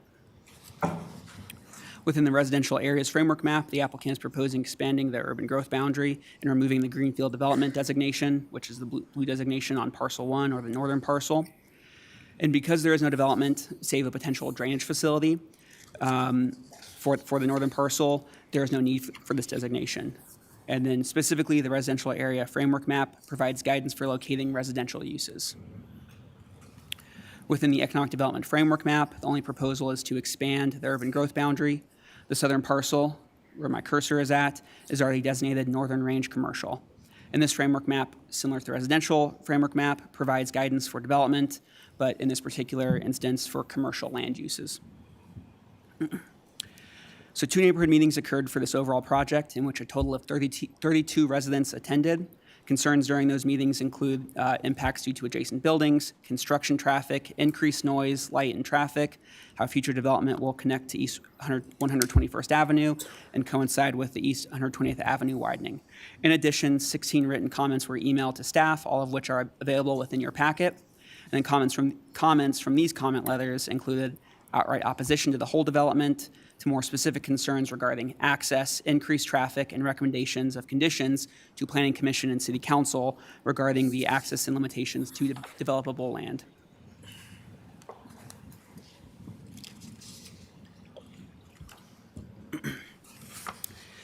And so staff determined the application meets the approval criteria from section 21-211.3 of the Land Development Code. Specifically, the proposed amendment to the comprehensive plan assigns appropriate designations and includes the sites within the urban growth boundary and other maps, thus meeting the intent of the plan, which is to guide future decision-making. In addition, the application promotes the health, safety, and general welfare of the inhabitants of the city by creating a clear path of annexation while laying a foundation for development per the city's standards. The intersection, 120th and Chambers, is a gateway into Commerce City and is attractive to prospective retailers due to the intersection and high traffic volumes. When paired with the strong desire by residents for additional retail and commercial within the city, there's a strong case for a commercial zoning district at the hard corner, which this application will help allow for. And while the application will allow for the generation of more traffic, right-of-way improvements are either under construction, planned, or recommended with the overall development to mitigate traffic impacts when the southern parcel, when and if that parcel does develop. In addition, the applicants and staff are exploring options to limit development directly behind the Outlook subdivision homes. And then because of future planning and the intent to bring the properties under the jurisdiction and oversight of Commerce City, there are no perceived negative effects to the future development of the area. And lastly, the proposed land use plan amendment will create a clear path for annexation of the site into Commerce City while creating a framework for development of the site and right-of-way improvements to the city standards. So this application was heard by the Planning Commission on December 2nd, 2025. The Planning Commission asked numerous questions, including the timeline for annexation, how city staff and the applicant are exploring limiting development behind the homes within the Outlook neighborhood, why the applicant was unable to develop within Brighton, and what types of development are planned for the southern parcel, the planned C2 parcel. And no members of the public provided comment, and ultimately the Planning Commission voted 5-0 to provide a recommendation of approval to City Council. And a draft of the PC minutes, Planning Commission minutes, are in your packet for reference. Lastly, City staff recommends approval for LUP 25-001 because it does meet the approval criteria of the Land Development Code. Thank you so much for your time, and I'm available to answer any questions you may have. Okay, thank you. City Attorney Ozeki, did you have a? Thank you, Mayor. I just wanted to clarify for council, per your request, we did update your land use binders, so now it's more easily accessible. The approval criteria that community development just went over is under tab 20 for comp plan amendments. Thank you. Thank you. This time, does council have any questions? Mayor Pro Tem Noble? Thank you very much, Mr. Chavez. You mentioned something that the Planning Commission asked that was an interesting question. Why hadn't they developed while they were within Brighton?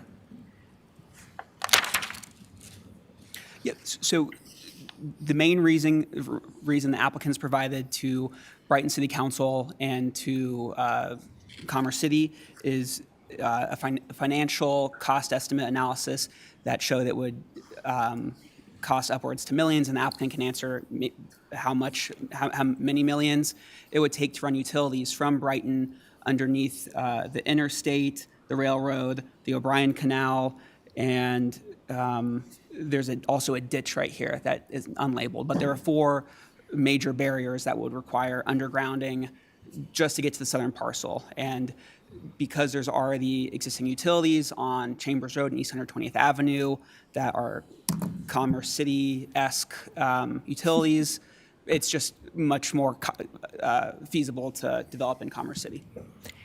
I understand. All right, that makes perfect sense. So in this annexation process, at what point does the agriculture get split off so that it runs with the land, that designation runs with the land so that it doesn't ever change to commercial?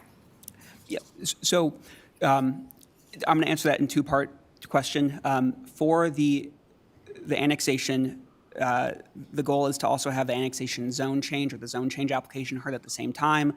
And as a part of those ordinances, it states that parcel 1 will be agricultural and parcel 2 will be the C2 commercial. So that's part 1. And then part 2 is for the northern portion that directly abuts the Outlook neighborhood. The applicants have yet to propose a finalized version to codifying that as can't be developed. And staff provided the applicants 6 different, not opportunities, but decisions they can make. I'm sorry, I can't think of the word. To codify that. So one would be to subdivide the land within the county and then come in and zone it agricultural through Commerce City. There's quite a few options. Would you like to hear them all, or? No, it's Okay. quite all right. I just wanted to know, and since they haven't technically agreed to it, if this is approved tonight, does it give them then the option to make that whole little peninsula there commercial going forward?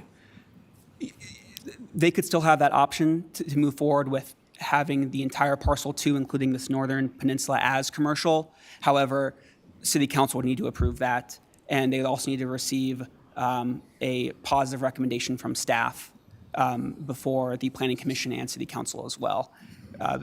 And again, staff has provided options on what they can do, and the neighborhood, the residents certainly want that peninsula to not be developed, and staff also agrees with them and are looking at ways to codify it. Period. With this land use plan amendment, the reason it was not brought up as a priority is because this isn't really the time or place for that. But staff is looking into that, and that is a top 3 priority for this zone change when it eventually does come through. Okay, so it isn't relevant to this current level of debate on the land use considerations here. Correct. It might be at a future state. This just makes it part of Commerce City, and all of these unincorporated Adams County enclaves that are dotted all over Commerce City, I'm sure make it very difficult for operations. So including them and the challenge that they had because of all of the infrastructure issues, you could certainly see that would be a challenge. Thank you. I'm sorry, I just want to clarify one point, just because it's important. This isn't the annexation, this is just to amend the land use plan, or the comprehensive plan, and just the lines and colors of the maps. You But keep annexation telling will- me that. He told me that too. Everybody's trying to tell me that, and it's not getting through. Thank you very much. Of course. Thank you, Ms. Chavez, for the presentation. I had a question about, I heard that this is also being farmed. Is it still being farmed as far as the agriculture? I don't believe it's currently. I think it's just in grass.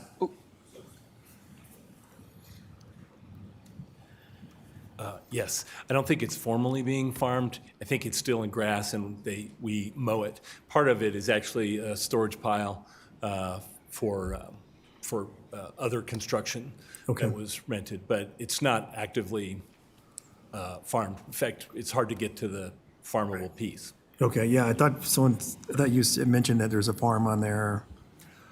So we're proposing that eventually, when we're inside the city, that could be a local farm, or you could have a residence and potentially some sort of specialty crop farm or some other more active agricultural use. That would also depend on the O'Brien Canal and many other factors, but we want to leave that open.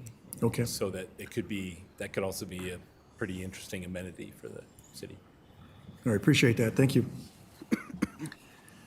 Okay, any other council members have questions? Okay, on to public testimony. Is there anyone signed up to online or in person? No, Mayor, we don't have anybody registered. All right.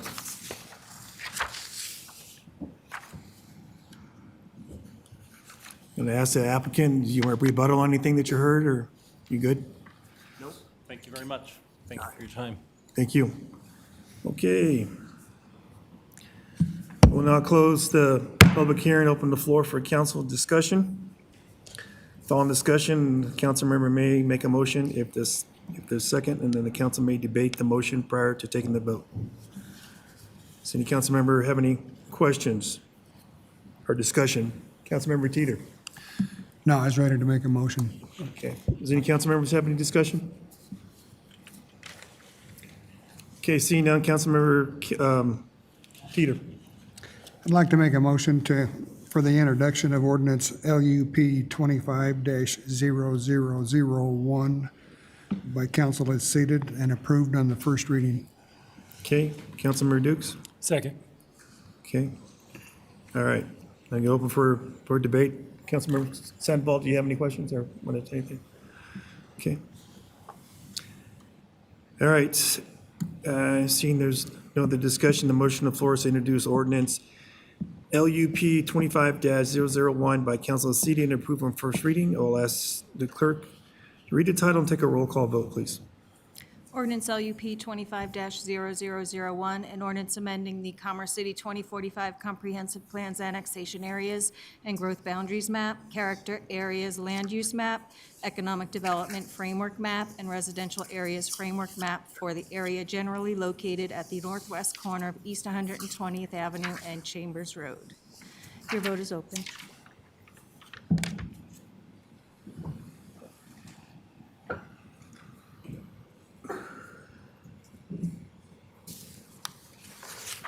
Okay, passes unanimously. Thank you. First hurdle. All right. Next up on the hearing is Resolution 2026-001, approving final plat for Reunion Center, filing number 1, amendment number 1. Tonight's public hearing, I will remind the council the following: only ask questions and gather facts, but not express opinion or indicate how you vote.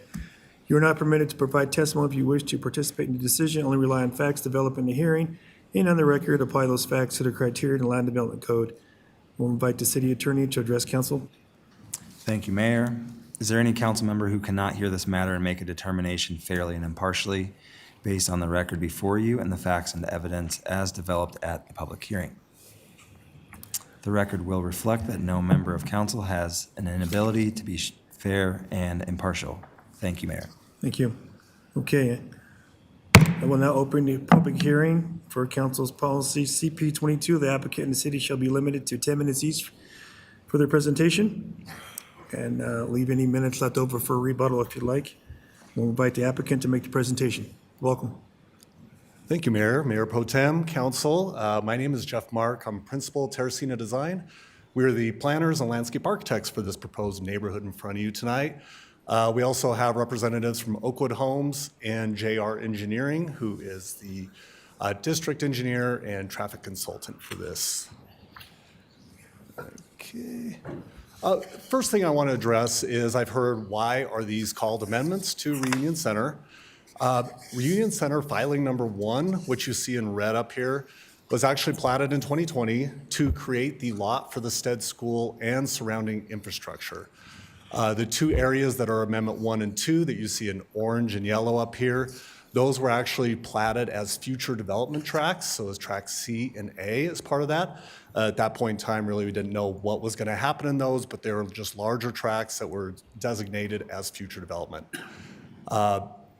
Also, the question has been, why is it 2 amendments to this? And what that is at the time when we first submitted this, there was a policy of no more than 150 lots per plat, which we did exceed, so we ended up having to break it into 2 separate pieces.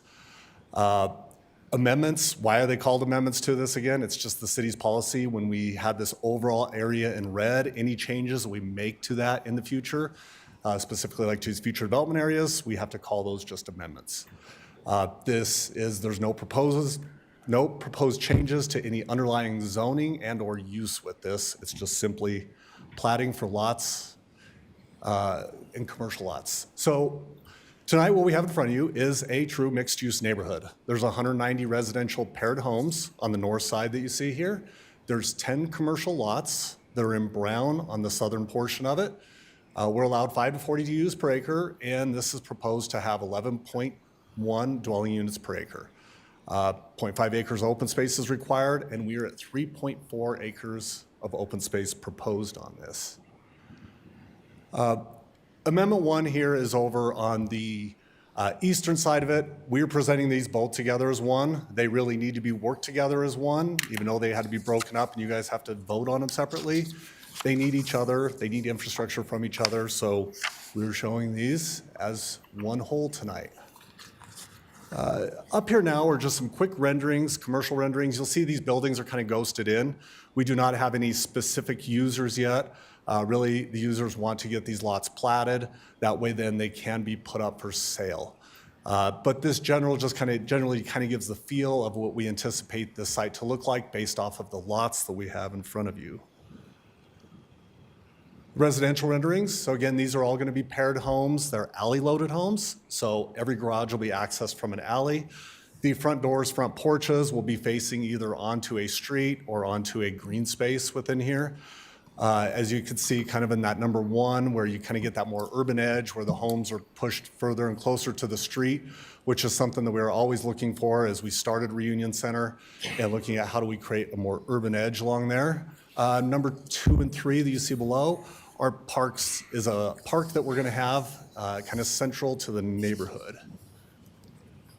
And just briefly on parks, when we look at parks from the planning perspective, we usually have more your neighborhood parks or commercial parks. Usually people are willing to walk a half mile to go to those, which is that larger radius you see from Reunion Park, which actually did encompass and cover the site. But we really felt that we still needed a smaller pocket park within it. So these smaller green areas are the pocket parks that are currently exist within Reunion. And then ours that you could see in the center of that yellow site, and of ours that really shows how big of an area our pocket park we think will cover and people willing to walk. So not only does it serve our site, but some of the future residential within Reunion. I know traffic is always an area of concern. So we are at 104th and Tower Road, which are both arterial streets. You can see up here, there's the dash line that's going to be future High Plains Parkway, which eventually will be kind of the realignment, we'll say, of Tower Road that goes along the edge up there. We have Walden Street, 105th Avenue, and Homestead Trail that are in orange that are all collector streets within this plat. These are, again, given this proximity to the collector streets and the arterial streets, it really allows traffic to be able to easily get onto those arterial streets on the perimeter. There's the existing light at Walden Street that was put in as part of when the Stead School started. Obviously, the 104th and Tower signal that exists there today. And then as part of the future High Plains, when that's constructed, there will be the signal there at Homestead Trail. There's 2 other intersections. There's one that's called a 3/4 movement at 105th Avenue, which is going to allow traffic in all directions to go, except for you will not be able to turn off of 105th and go north onto Tower Road, because that starts to become a little bit of an unsafe condition. The lines in yellow that you see are local streets that will have on-street parking on them. Another question we get a lot is about parking. And so each one of these homes has a 2-car garage. The requirement for the city is to actually have 2 car spaces per unit. And so the garages alone meet that requirement. However, you can see we do have perimeter streets, 105th Place, Yampa Street. All those cars that you see in orange are locations where on-street parking will be allowed. We also have, kind of in that purple color within the alleys, we've strategically located some parking that's just head-in parking spaces on the alley to allow for additional guest parking in those locations. And there's kind of these cars you see in red more on the eastern side over towards Tower Road. Those locations, we have full-length driveways, so you can actually have guests also park in their driveways. We worked long and hard with staff on this over the years and internally and try to really figure out where people could park, how you get walks to where they can park, where guests park. And as part of that, just kind of point out where you see where we do have those full-length driveways, the reason they are on the eastern edge is because there is no on-street parking on Tower Road. Homestead Trail, part of that doesn't. So that's where we started to look, okay, maybe these are locations where we need even a little additional parking, and that's why they have the full-length driveways right there. Again, we actually double the amount of parking required on this. Another question is about just Metro District quickly. This is going to be part of the Reunion Center Metro District. This is not part of any of the existing districts of the homes, shouldn't say of the existing districts, but the existing homes, any of their districts. This is in a district that's Reunion Center. And then I won't go through each one of these, but the subdivision improvement criteria, I know you have these in your packet in front of you. We do believe that we meet all of the criteria for a final plat. And so with that, for these reasons, we request approval of the final plat without conditions. And so with that, thank you, and we're open for any questions that you may have. Okay, thank you. Yep.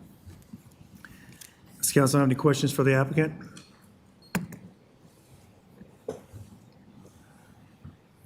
Councilmember Kim. Thank you, Mayor. Just a quick question regarding the Metro District, just out of curiosity. Do you know by chance how much that's probably going to be? How many mills that might be? Just out of curiosity. For this one, I may actually leave it up to Randy to. Come on, Randy.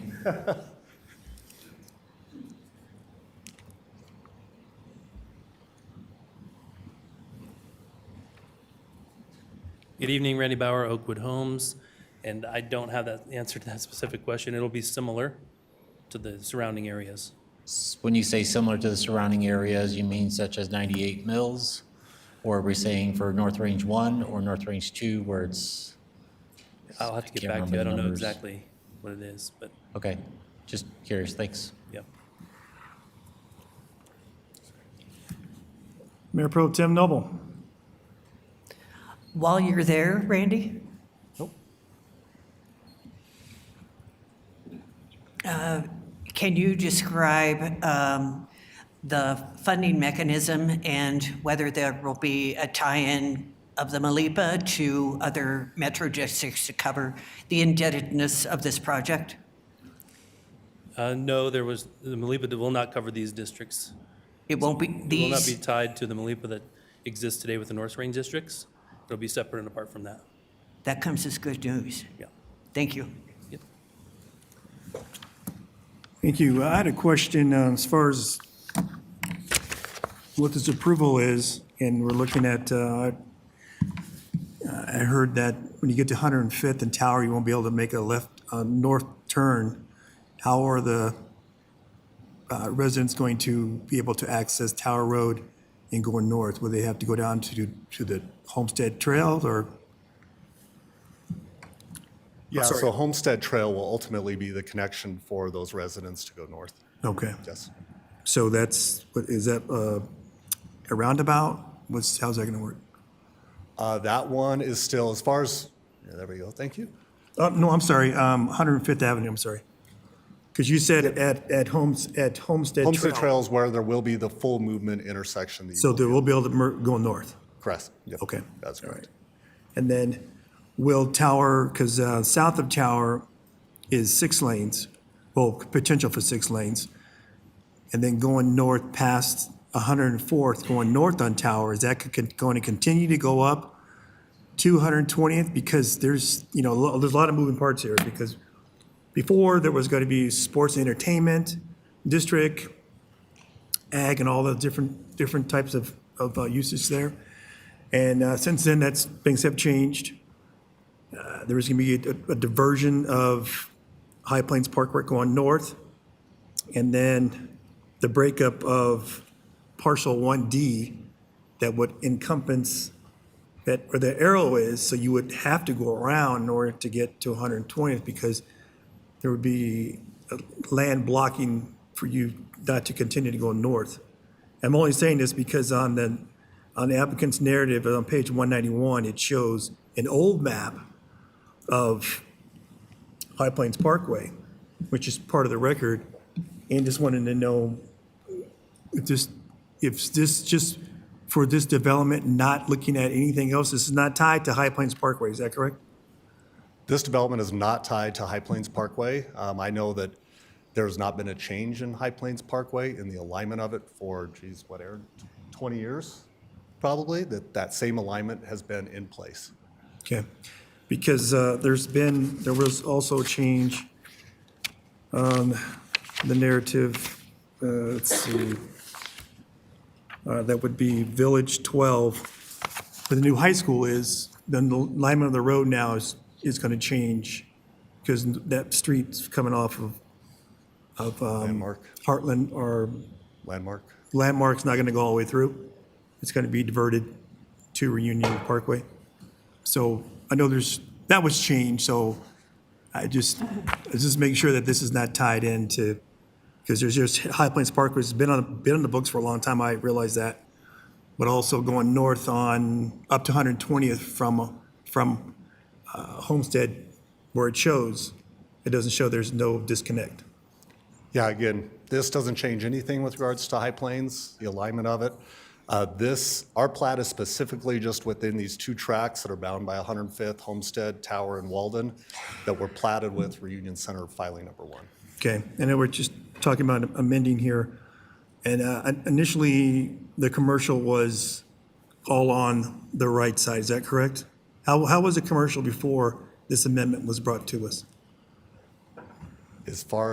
Commercial had not been platted prior to this. Well, there was a section out there was commercial, because this was said before, and then where the homes are originally, that was supposed to be where the state school was, is that correct?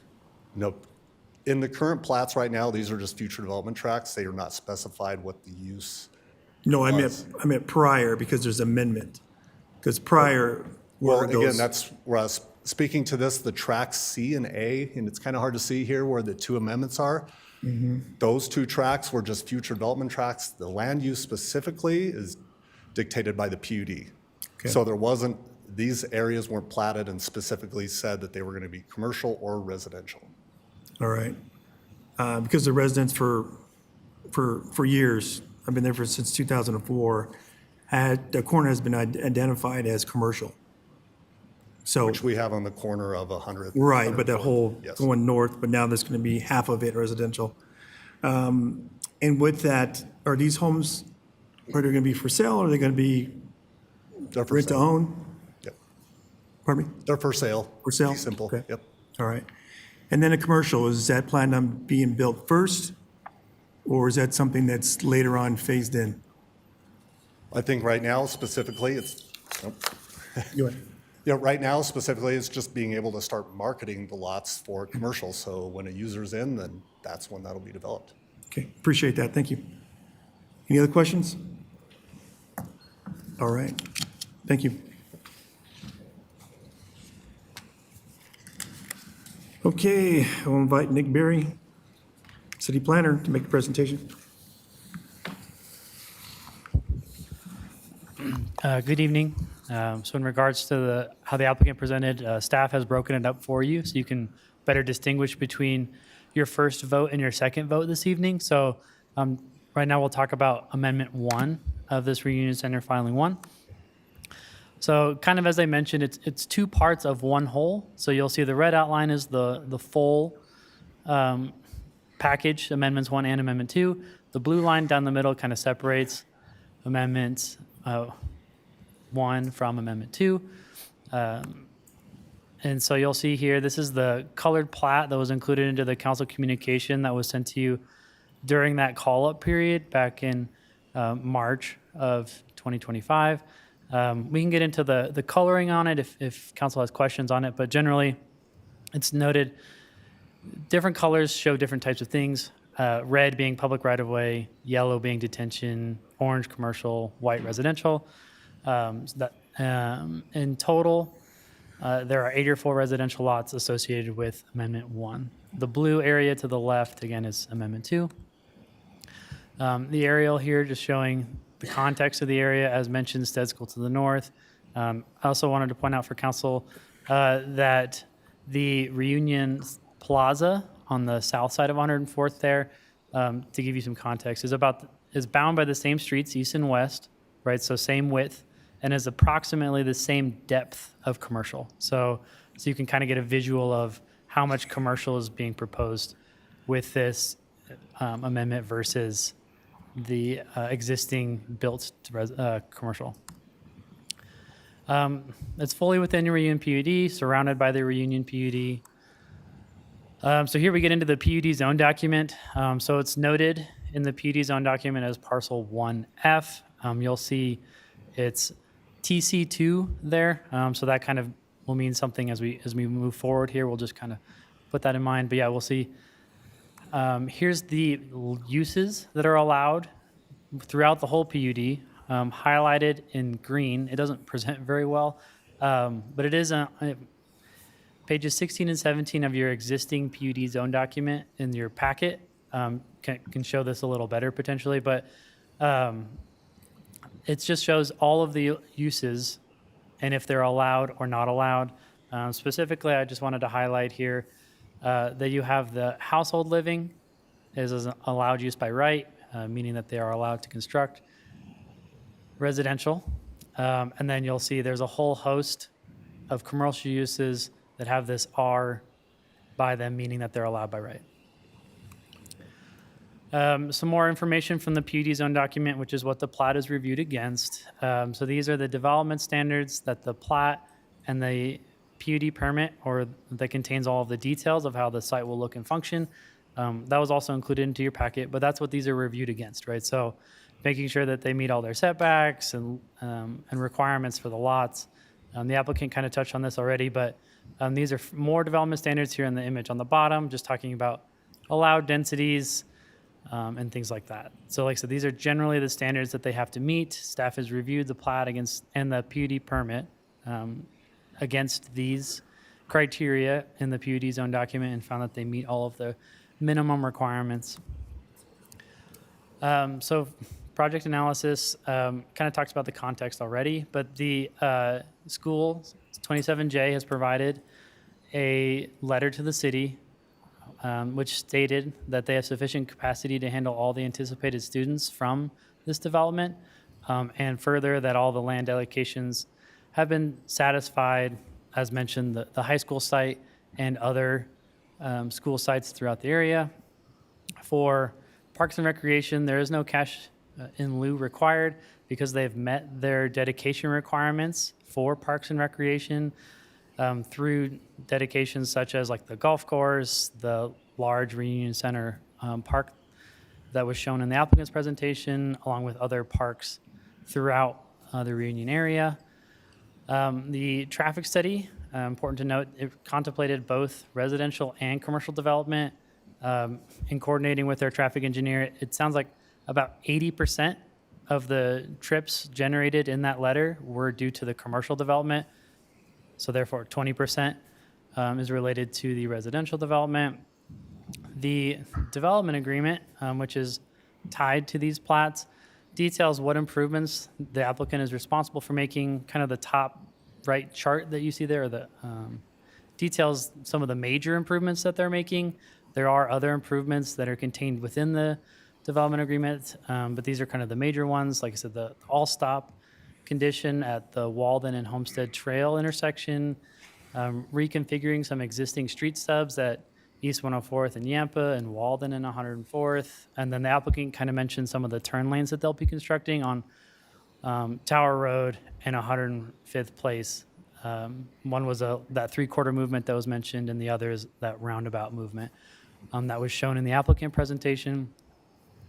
All told, they're able to mitigate their traffic impacts through these improvements and others detailed. Other parts of the development agreement talk about private streets that they're agreeing to construct and maintain. So like I said, they're able to mitigate their impacts. They're between the development agreement improvements that they're making and the traffic study, they're able to mitigate their traffic impacts. The traffic study did note an intersection that was currently experiencing long delays at 104th and Tower. That left turn going north on Tower Road was experiencing long turn delays. The city has since modified the timing since that traffic study was produced to resolve that one issue that the traffic study identified. So all told, they're able to mitigate their impacts on traffic.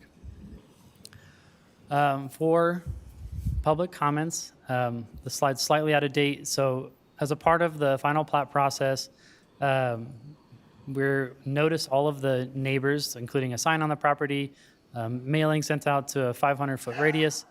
And during that process, 11 comments are received. And then between that time frame and the Planning Commission hearing, no additional comments were received. Prior to the City Council hearing, one additional written comment was received and included into your packet. So combined in total between the administrative process, Planning Commission hearing, and the City Council hearing, there are 12 written comments. Like I said, all included into your packet for you to review.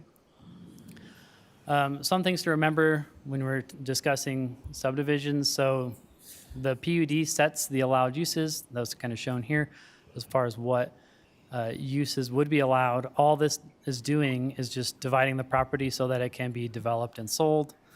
And in addition, plats also lay down easements for utility providers like Xcel, United Power, and the like, potentially CenturyLink or Comcast. And then a development agreement is one of the approval criteria, and that has been executed by the applicant and is included into your packet. And so as we get through these approval criteria here, you'll see the second one from the bottom talks about that development agreement has been executed, so that approval criteria has been met.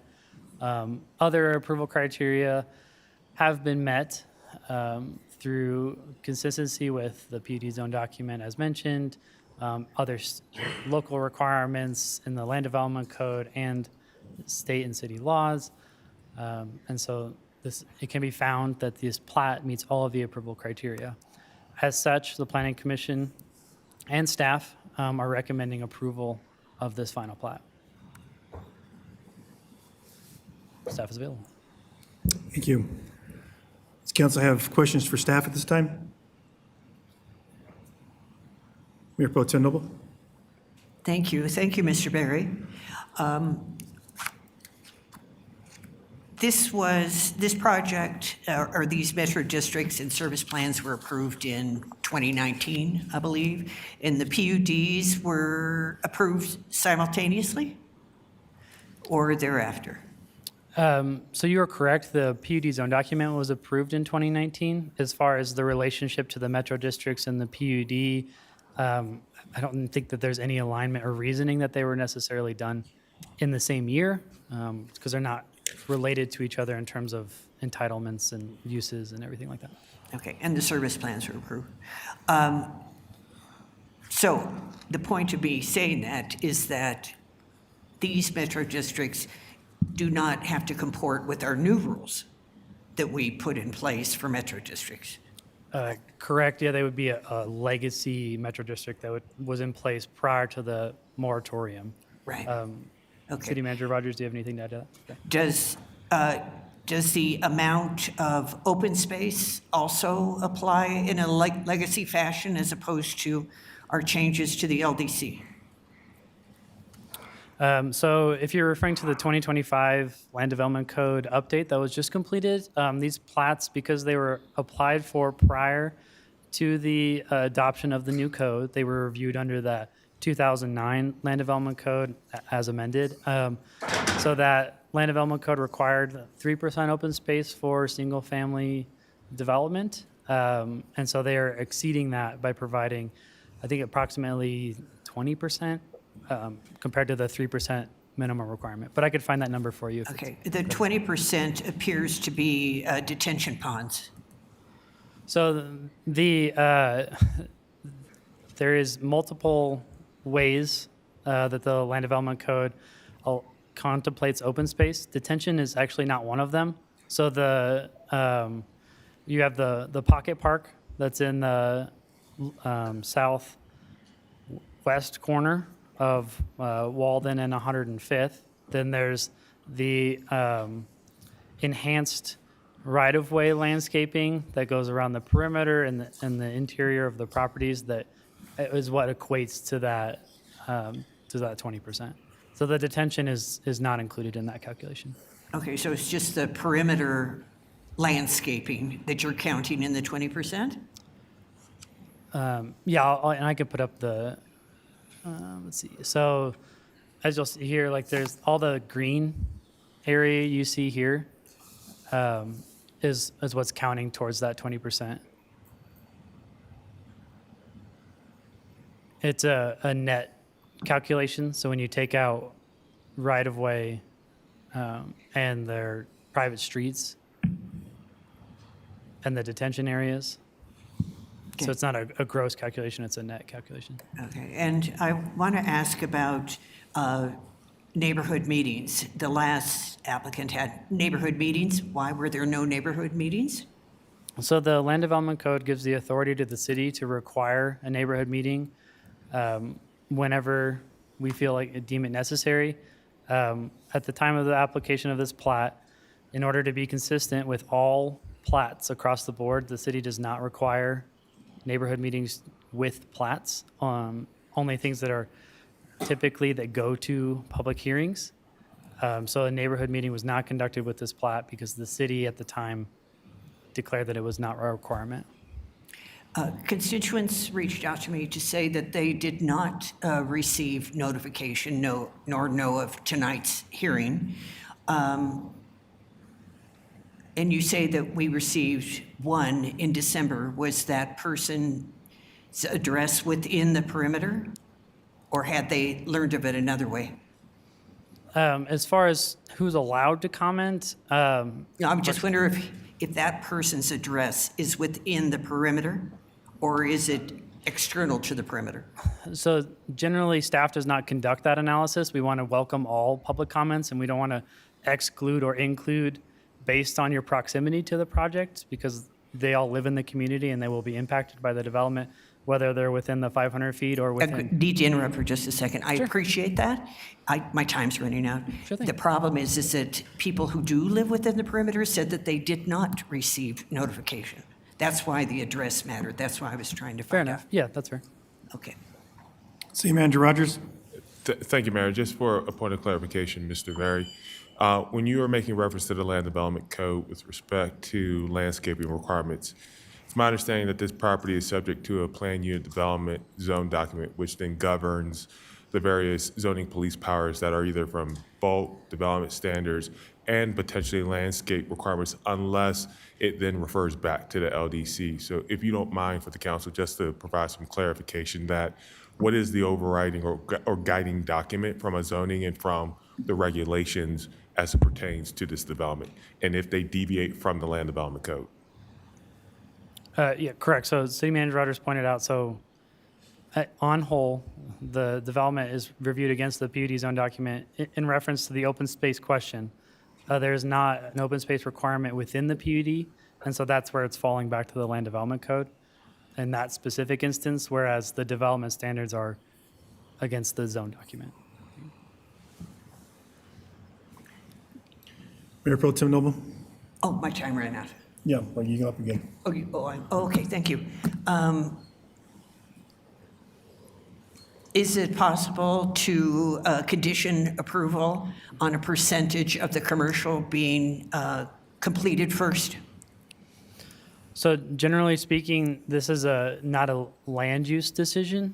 It's a division of property decision. And so as far as governing how the property should be developed in terms of adding that condition would necessarily be appropriate for the final plat. Is there anything else the city attorney wanted to add on that? I'm sorry, I did not catch that question. I had someone else talking to me. Can you please restate that?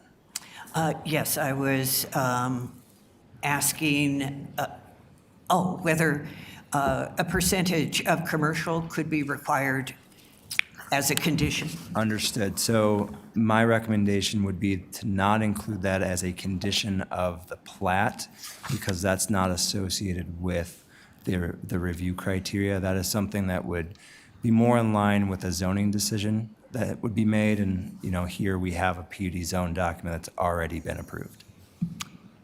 Okay, thank you very much. So my understanding, this was presented to us in both amendments at the same time. So City Attorney, this is a question for you. So even though this was presented to us, Amendment 1 and 2, do we close when we make Yes, this recommendation? my recommendation has been for the last 2 years that you have two separate applications. I think what you heard from the applicant is, practically speaking, these would need to run in conjunction with one another. Nevertheless, I think procedurally, I would recommend closing the hearing, deliberating, making a motion, and then having a subsequent hearing, which the applicant could certainly say the same testimony that was applied here is relevant to the second plat application request, to sort of short circuit the discussion, but I would still have them be two separate hearings. Okay, thank you.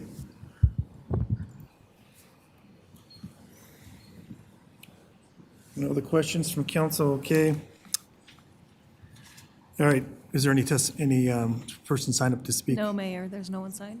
Okay.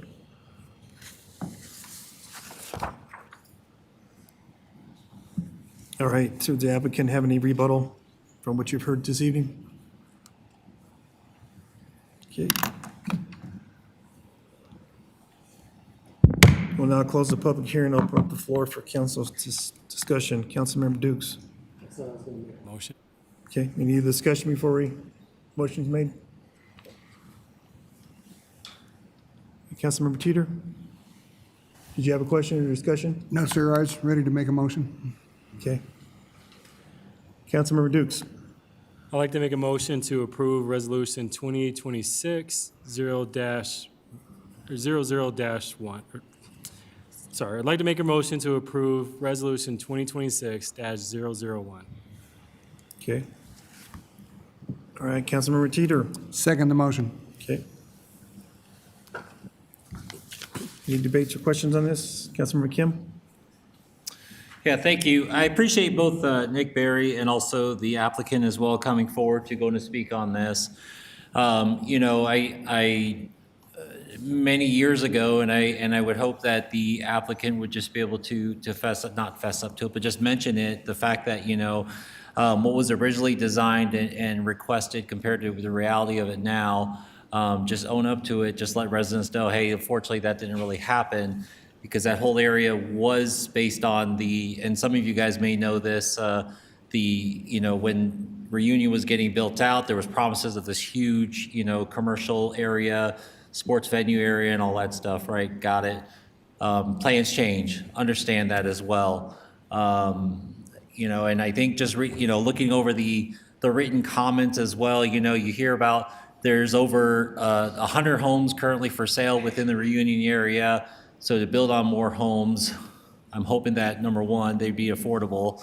Number two is, the current infrastructure, and obviously it is a big problem, but more so the fact that the commercial.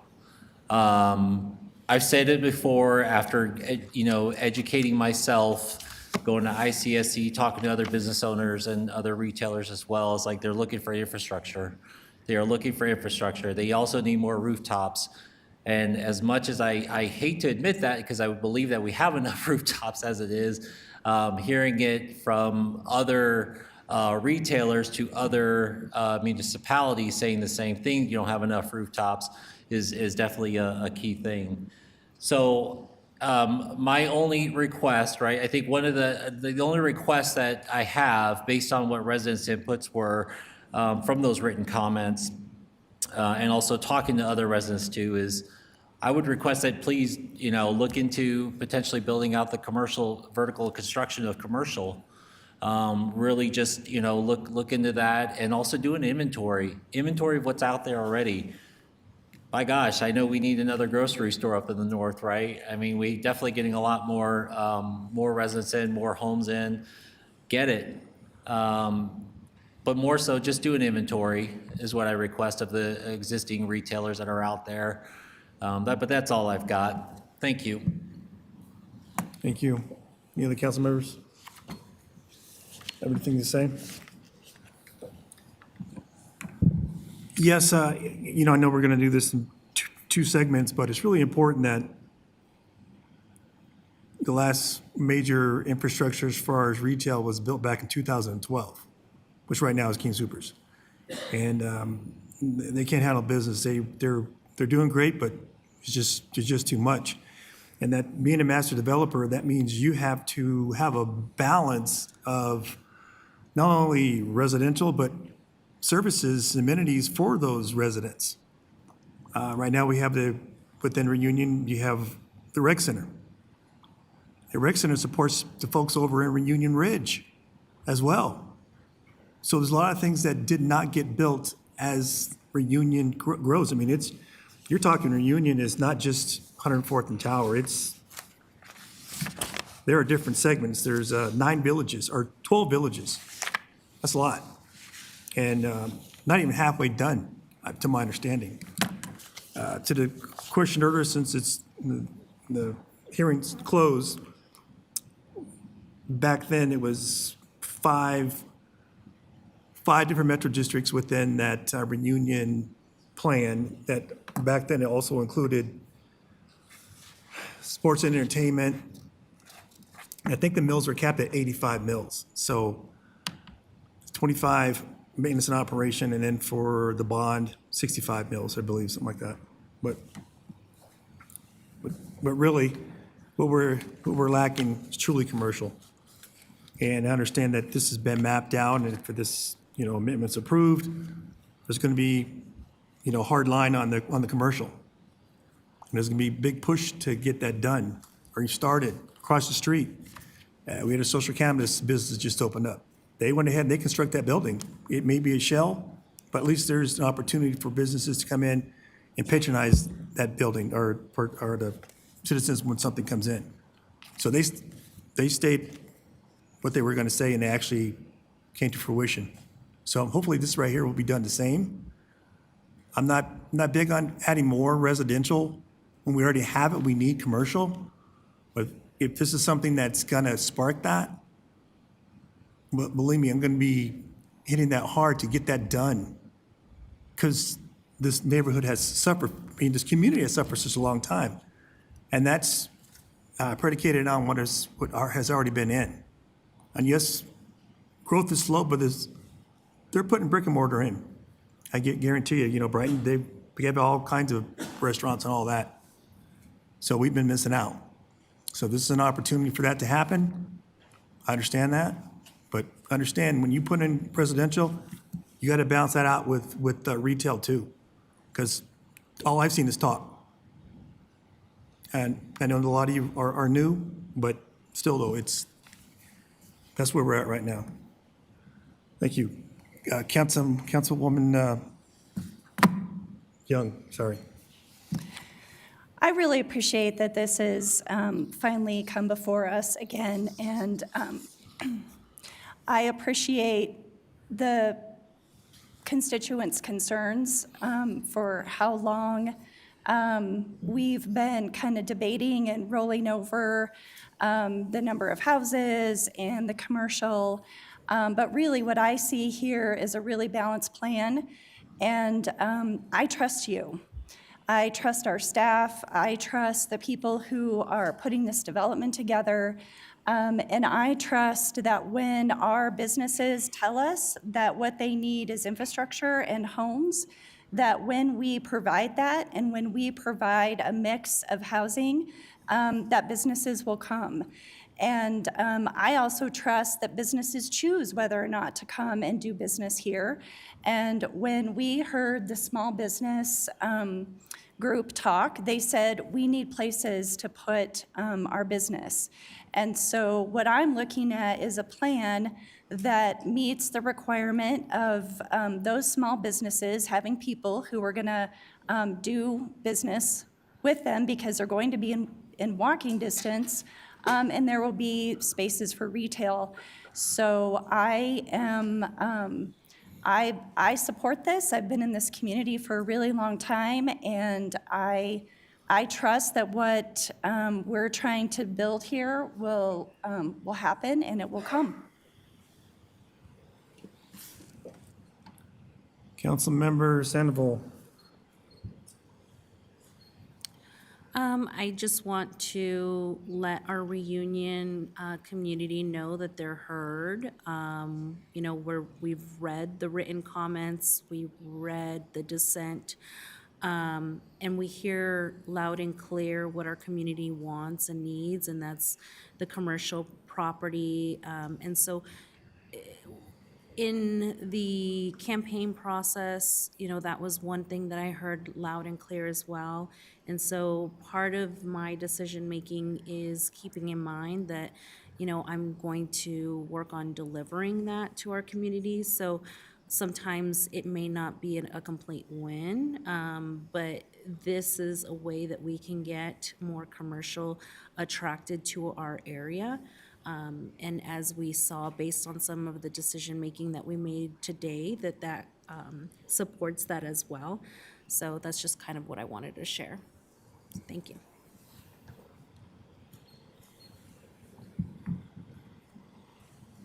Thank you. Mayor Pro Tem Noble. Thank you, Mayor Douglas. I'm looking at the plating for the commercial area, and nothing jumps out at me as being a grocery store. If you are looking at the same amount of space as the north side of, the south side of 104th, hopefully some of these lots could be merged and that could come to fruition. I think that one of the things that we found in the comments from those who did make comment back in March, that there has been disappointment and that there isn't a lot of trust, frankly. And understandable, because if you're going to be trustworthy, you have to perform. And if you don't perform, then you have to question their integrity or their credibility. This is a lot of these duets. That's a lot of people coming into this area. The straightaways to Tower Road on the road concern me as well, because of the plating, that it wasn't designed to have traffic circles or traffic calming. I have really mixed emotions about this because, like Councilmember Young, I've been here a long time too, and I've heard a lot of conversations about it. I sat here in the audience as a citizen on the night that the metro districts were all approved and watched those presentations. I think that something else that the applicant needs to pay attention to, and I know it's common throughout the industry, but salespeople who do not have to stand by the same ethics that realtors do are part of the problem. And I know that's part of the sales process. But if people weren't given all of these expectations, they wouldn't be upset and angry when they buy their homes and discover that those promises are not going to be kept. I'm concerned about the traffic, so I am concerned about criteria G, adequate and sufficient public safety, transportation, recreation facilities, parks, while maintaining sufficient levels of service to existing development. Thank you. Thank you. Councilmember Dukes. Thank you. I just want to add a couple comments here. Tonight, we're looking at a final plat for an amendment. And when I look at these amendments, Amendment 1 and 2, when I think about the final plat, it shows that there's 10 commercial lots. And then there's going to be opportunity for paired homes. And when we look at the paired home, 190 residential paired home, which, so technically we're talking about the lot tonight, the final plat. But when we look at the research and the data that we've been presented over the last year and a half with our housing needs assessment, it was clear that we are missing mixed residential, and we're missing middle housing for folks who maybe want to downsize or first-time buyers and people who want to maybe come from out of state and live here in Commerce City for the first time. This will help actually address those needs. When I talk with the business owners, small business owners, as well as the larger, they feel like having customers in a 5-mile radius, in some cases 2-mile radius, to commercial sites is going to be really beneficial for economic development for our city. Again, I can't stress enough when I look at this and I see 10 commercial lots, I'm excited about it. I'm excited about the possibility. And I do hear the comments from residents, and I do echo the concerns around the Reunion Center, which was a promise that it was a conversation and a promise through literature and through schematics that was presented to the community. But I hope that this moves us forward as we look at this Amendments 1 and 2. This is a clear message to the community that this is a direction that we're taking place. This is the direction that's going to happen in this corner. And there's a lot of stories of why the Reunion Center didn't happen. It should have happened. There was so many iterations and folklore of what happened. But what we see tonight is an opportunity to say we're moving forward as a city. I do, hope and recommend that as we build this out, there's a sense of urgency around having a couple commercial pads that align with the duplexes and the opportunities, because everyone wants the walkability, wants somewhere to go, wants a place to play. I have also, I guess, I've been in the resident for a long time as well, and I served on the STED board as a board member when it first opened, and I remember the conversations of the high school and seeing the schematics, and a part of that was the Reunion Center. So I was a part of that understanding back in the day as well. But we're here at a present time, and I think this is a killer communication that presently and currently we're going to move forward. This area is going to be activated. We're going to get some positive momentum happening in our city, and I think our residents are going to really value that and be excited about it. And I understand, again, there's concerns about traffic, there's concerns about the promises of the past, but right now, I'm excited about this future. 10 commercial lots on Amendment 2, 10 altogether, Amendment 1 and 2. So I'm excited about the possibility there.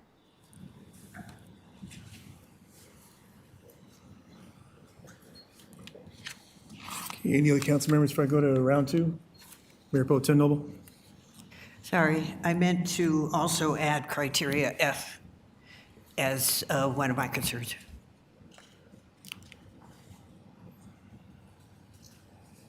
Okay, thank you. All right, I'm going to close the debate and go ahead and call for the vote. Resolution 2026-001, a resolution approving the final plat for Reunion Center Filing Number 1, Amendment 1, generally located between East 104th Avenue and Homestead Trail and between Walden Street and Tower Road, consisting of 35.55 acres.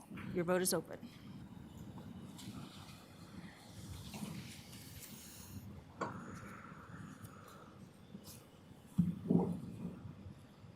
Mayor Douglas, how do you vote?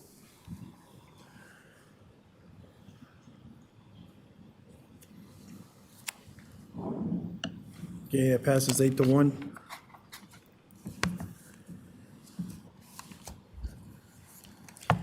All right, on to Resolution 2026-002, approving final plat for Reunion, filing 1, Amendment Number 2.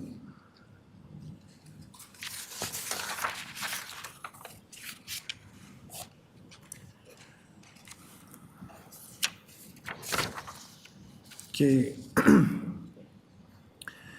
I'll remind council the following: only ask questions, gather facts, but not express opinion or indicate how you will vote. You are not permitted to provide testimony if you wish to participate in decision or rely on facts developed in the hearing and on the record and apply those facts to the Criterion Land Development Code. I will invite the city attorney to address the council. Is there any council member who cannot hear this matter and make a determination fairly and impartially based on the record before you and the facts and evidence as developed at the public hearing? The record will reflect that no member of council has shown an inability to be fair and impartial. Thank you, Mayor. Thank you. I want to open the public hearing. Per council policy CP 22, the applicant and the city shall be limited to 10 minutes each for their presentation. I invite the application to make the presentation.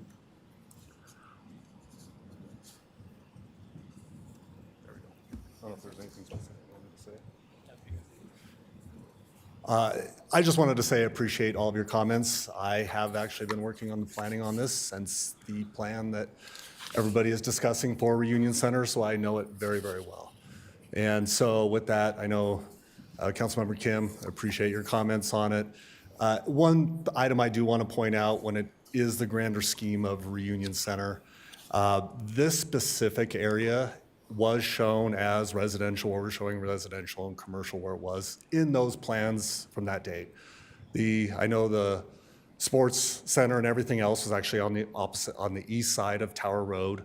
And then there was also the library that was next to the Stead School that was part of that was voted down. So we know the issues that were behind the original Reunion Center plan, but also wanted to point out this site specifically was medium density to high density residential, where we're showing residential and commercial down below. But definitely hear you and understand it. And I think with that, Randy wanted to just hit on a couple other. Yeah, thank you for indulging me. I just wanted to respond to a couple of those comments. I appreciate the discussion and just wanted to add a couple comments. Mainly that, we are not commercial developers, but we are highly motivated, more so probably than residential, to do commercial development.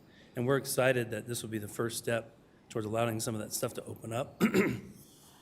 And so with that, it's just a great opportunity to, there's a lot of things that happened in the past and we continue to live with them and we will overcome them. And I think this is just a step in that right direction, including the balance of Reunion Center and what that will look like. We're looking forward to working with staff and council to figure out what that can be. In terms of affordability, I know Councilmember Craig Kim, you asked if this would be affordable. Yes, they will be. That's one of the reasons we did a different product type, is to bring down the price points into the high 300s, which is going to be very attainable for a lot of residents within Commerce City, we believe. And so that's why the bulk of them are that. It's providing housing diversity, but also a price point people can actually attain and live in a new home with.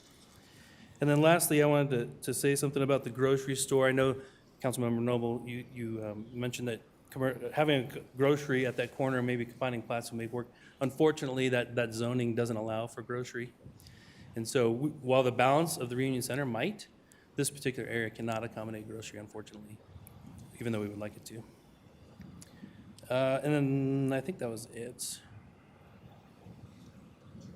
Yep, that's it. All right, so again, thank you very much. We appreciate it. We're happy to be here. I'm personally excited to see this be moving forward. Been working on it for a lot of years, so it's exciting to be here tonight and hopefully get something moving forward and getting also some commercial and a mixed use area moving forward. So thank you. Okay, thank you. Yep. Council have any questions for the applicants this time? Mayor Pro Tem Noble? Are the duet product, is that the same as the duplexes that are on the south side of 104th at Walden? They're very similar. They are pretty much the same size. It's going to be a different product line and name. Those were the Sterling Duets. These will be the Ascents, but they're in the still approximate 1,200 to 1,600 square foot range. But as far as the kind of footprint of the building itself, it's very, very similar to those ones over there. Thank you. Yes. All right, thank you. Okay, any other? Okay, seeing no others, I'll invite Nick Berry, city planner. Did you have anything else new to add, or? My presentation will be very similar. I'll kind of just fire through the details that are different between amendments 1 and 2. So same map as before. Obviously, you can see it's the other half now highlighted, noting detention was in Amendment 1. There's no detention proposed here, but you do see Tract K there is where the private park is. And on this side, the proposal is for 106 lots as opposed to the 84 that were proposed on Amendment 1. Kind of aerial again showing where those approximate lines are between Amendment 1 and Amendment 2. Again, same vicinity map. Here's that PUD again, just showing where the Amendment 2 is, highlighted there in blue as opposed to the green. Same uses would be allowed, same development standards. The difference between Amendments 1 and Amendments 2 in terms of the development agreement associated with the plat is that the public improvements are housed within Amendment 1, and then Amendment 2 is specific to just the improvements that are being done with Amendment 2. And so that's the biggest difference there from a development agreement standpoint. All other comments are kind of the same in terms of traffic, parks, and schools. Again, public comment and considerations will be the same. And then the approval criteria will be the same for the final plat Amendment 2 as it was for Amendment 1. So with that, again, we're recommending approval both from the Planning Commission and from staff. Okay, thank you. Any council members have any questions? Mayor Pro Tem. Why doesn't Amendment 2 have designated green space or anything? There's no community area. It's disturbing to me that there's no community area for this density of homes. No meeting area. I'm wondering about this. Sure. So as far as how the open space functions, the Land Development Code leaves it up to the developer, so they're able to pick from a menu of options. In this instance, they elected for a pocket park, which is this Tract K here. They kind of showed the renderings of it, basketball hoop, climbing area, like rock bouldering kind of area. And so as far as what amenities are provided and where they're located, like I said, the Development Code is allowing for flexibility as far as what discussions were between the applicant and staff as this was being reviewed. Staff is always going to want the open space to be more central, but because of the way that the detention areas have to be located near the stormwater facilities for them to connect to, in addition to considering the historic drain patterns and the sloping of the site, like a mixture of factors as far as why things had to be located where they are. And so this is kind of where it ended up being located because of that design flexibility that's in the Land Development Code. Thank you.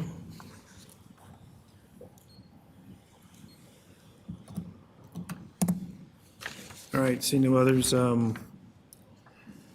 City Clerk, has there anybody signed up to speak on this online or in person? No, Mayor. Okay, thank you. Is there any rebuttal from the applicant? All right, now we close the public hearing, open the floor to city council discussion. Any council members have a discussion they want to, on this amendment? Councilmember Sandoval. Did you want to debate or any question? No, I'm ready to make a motion. Okay. All right, seeing no others, Councilmember Sandoval. Okay. Make a motion to approve final plat for Reunion Center filing amendment number 2, resolution 2026-2002, excuse me. Okay, Councilmember Kim. I'll second that. All right. Okay, again, is there any more discussion or debate? Mayor Pro Tem Noble? My reservations remain the same with criteria F in particular. Okay, thank you.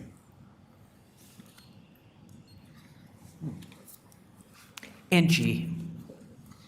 G, all right. Okay. Yeah, I would say that, I voted yes on the first one and probably vote yes on this one too, but I'm going to hold you accountable. I've been living for 21 years, going on 22 years, and I want to see that developed. And if that's a combination of having the commercial and residential, I'm going to be hitting it hard to make sure that commercial gets done. Because people are suffering. They have to leave their community. We have a lot of leakage here in the city. We want to make sure that when there is commercial coming in, that it support those missing components and not be saturated with what we already have. So keep that in mind when you guys are doing commercial. I really would appreciate that. Thank you. Councilmember Kim. Look, I'm just looking forward to that whole commercial spot being built out, because maybe in 2 years I'll be able to open up a Korean restaurant right there on the corner. That's all. Thanks. Councilmember Dukes. Thank you. I do have just a quick, or can I ask a question or no? No question for applicants? Probably not. Well, I'm curious, City Manager Rogers, this is a question for you. This was the final plat that was called up maybe 6 months ago. Based on the construction process, would this have been broken ground by this time if we didn't call this up?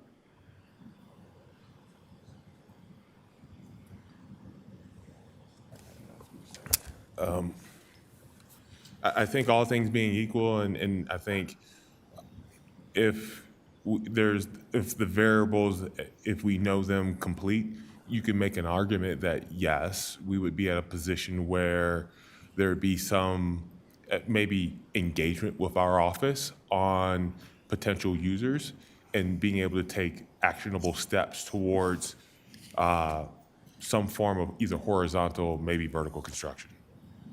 So looking at this approval, this is going to get us to move forward to actually, it's going to activate the land. I keep saying activate it because I know this was a final plat 6 months ago and it's still been sitting dormant for the last 20 years, but this helps us move forward to actually have something built. Yes. And by approving the final plats, what I heard you say is that we can actually, or the developer can actually work with potential commercial agents or brokers and start selling the pads in a sooner, and within the 6 months to a year, right? Is that kind of?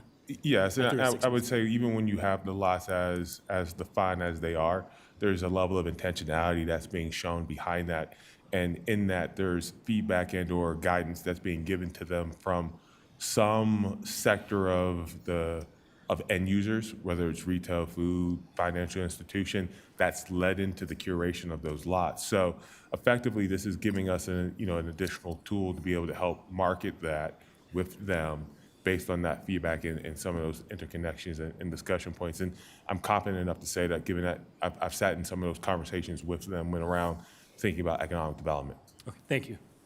City Attorney Zarzaki, did you want to? Yeah, Mayor, so I just wanted to clarify. The question that was posed was whether or not a question can be asked. The hearing has been closed. I wasn't sure what the question was going to be. If it had to do, if it was a point of information on process or the applicability of City Council reviewing final plats, for example, that's entirely a fine question to ask.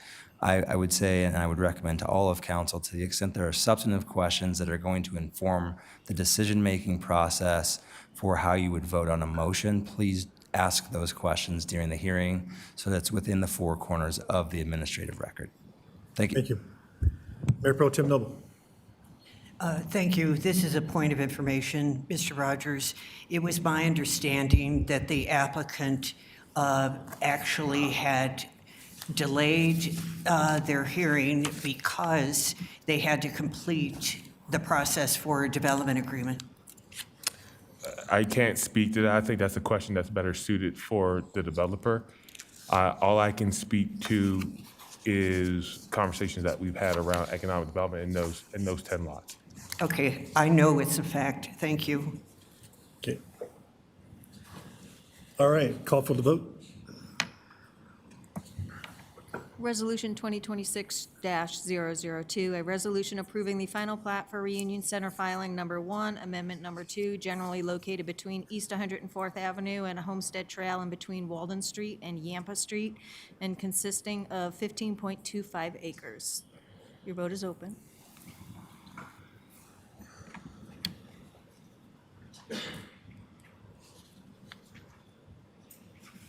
Okay, that passed unanimously. All right, on to administrative council business. Do any council members have administrative council business items? Mayor Pro Tem Noble. Yes, thank you very much. Over the course of the past 2 or 3 months, there has been an investigation going on that the city council voted for, which I also voted for because it was very important to me for the truth to come out. This investigation was based on 2 complaints that were filed against me, one by Councilmember Kim and the other by Communications Manager Travis Huntington. There was a process that was very thorough, and the outcome was that the complaints were unsubstantiated. And I would like to have City Attorney Zarzeki describe the process and also any other steps. City Attorney Zarzeki. Sure. Thank you, Mayor. CP 25 establishes the complaint and review process for complaints against city council members. That process is multi-parted, or multi-tiered, I should say. A complaint that is submitted goes to the city clerk's office.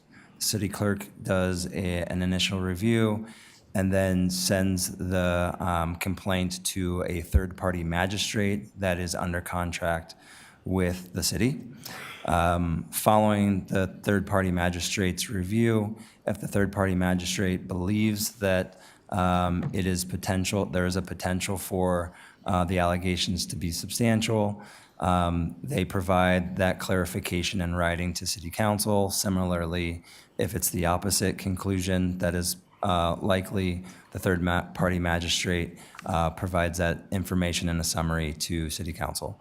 Following that process, if the third-party magistrate's findings are that there is a possibility that an allegation could be substantiated, it comes to city council, and city council then opines on whether or not to hire a third-party investigator or to do the investigation on its own. In this instance, city council did motion and approve a third-party investigator to do that review. The third-party investigator then is required under CP 25 to provide 2 written reports. One is a confidential written report to city council, and then there's also what is called under CP 25 a public summary that is also available to the public. That is what city council, our Mayor Pro Tem is referencing. We did receive that late last week, and the findings were that the allegations were not substantiated. Thank you very much. Sure. I submitted the names of 5 witnesses, technically 6 witnesses. The 6th person was on the cell phone with me while I was in City Hall. All of those folks were interviewed. I fully believed in the fact that I had complied with both the charter and council policy. My credibility and integrity wasn't questioned, and that disappoints me greatly, of course. But I am very grateful that the finding was that the allegations were not substantiated. I appreciate the process that was put in place. It was very thorough. Not only were there interviews of everyone, but there was also transcriptions of meetings that we had. There were emails. There were all sorts of documents that were provided for the investigator to draw a conclusion. Some of those documents came from the city, some of those documents came from me. This involved the city's newsletter that had omitted 2 council members at the time. That was rectified when the printed version came out, fortunately, but that was what was at question at the time. So I thank you very much for the process, and I'm glad that, that there can be no question now. Thank you. Thank you. All right, any other council members? Okay, on to report. City Manager Rogers. Thank you, Mayor. A couple of things to highlight for you all. Beginning February 4th, which will then conclude with the graduation on April 6th, we will be starting our 2026 Civic Academy. As it currently stands, we have 22 applicants that will participate through that process. That will be every Wednesday, scheduled between 6 and 8 p.m. We are finalizing our syllabus. As with any Civic Academy, there are touch points that will be had with our council as part of that educational process. So as more of that comes to light, we'll share that with you with that respect. I've brought this up in 2025 with the previous iteration of the City Council, but as we have the new body seated, a date that is coming up that is already on your calendars, and I think one of importance in talking about the regionalism and the partnerships and the establishing of what that looks like as far as expectations with your municipal partners at the county and other city local level. There will be what is called the ADCOG Regional Collaborative Initiative, and that is to align efforts and shape a shared vision for the future within Adams County as that may be. The county is asking for municipal leaders, both elected and appointed, to participate at a one-day workshop to address key regional priorities, discuss federal and state funding shifts on some of these regional priorities or perspectives as they may be, and to talk about things from homelessness, housing stability, federal, like I said, state funding coordination, and human services capacity and partnerships. We do not have a location identified, or the county has not identified a location yet, but they have asked to reserve that Saturday, once again, 9 to 5, for this regional summit, for the lack of better words. Colorado Department of Transportation has asked us to share with you about the upcoming public hearing that they will be having starting this Thursday from 5 to 8 p.m., as well as Saturday, January 10th, 9 a.m. to noon, and Tuesday, January 13th, 5 to 8 p.m. In regards to the public comments on the draft environmental impact statement for the I-270 corridor improvements project.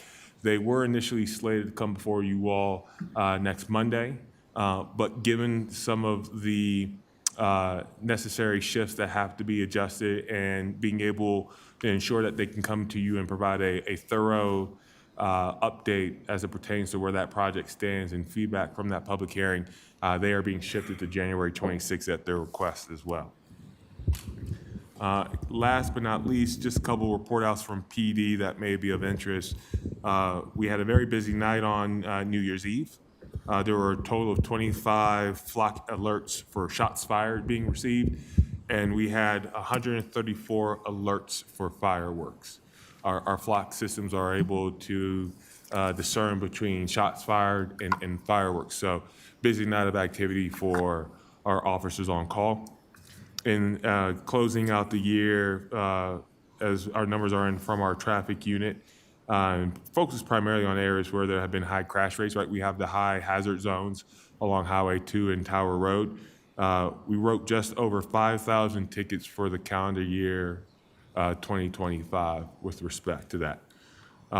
So it should be noted that enforcement action is less frequent than education, meaning that we go out of our way to help educate when we have an opportunity to help change some of that behavior within our community. But when we are able not to do that, you get the result of 5,000 plus.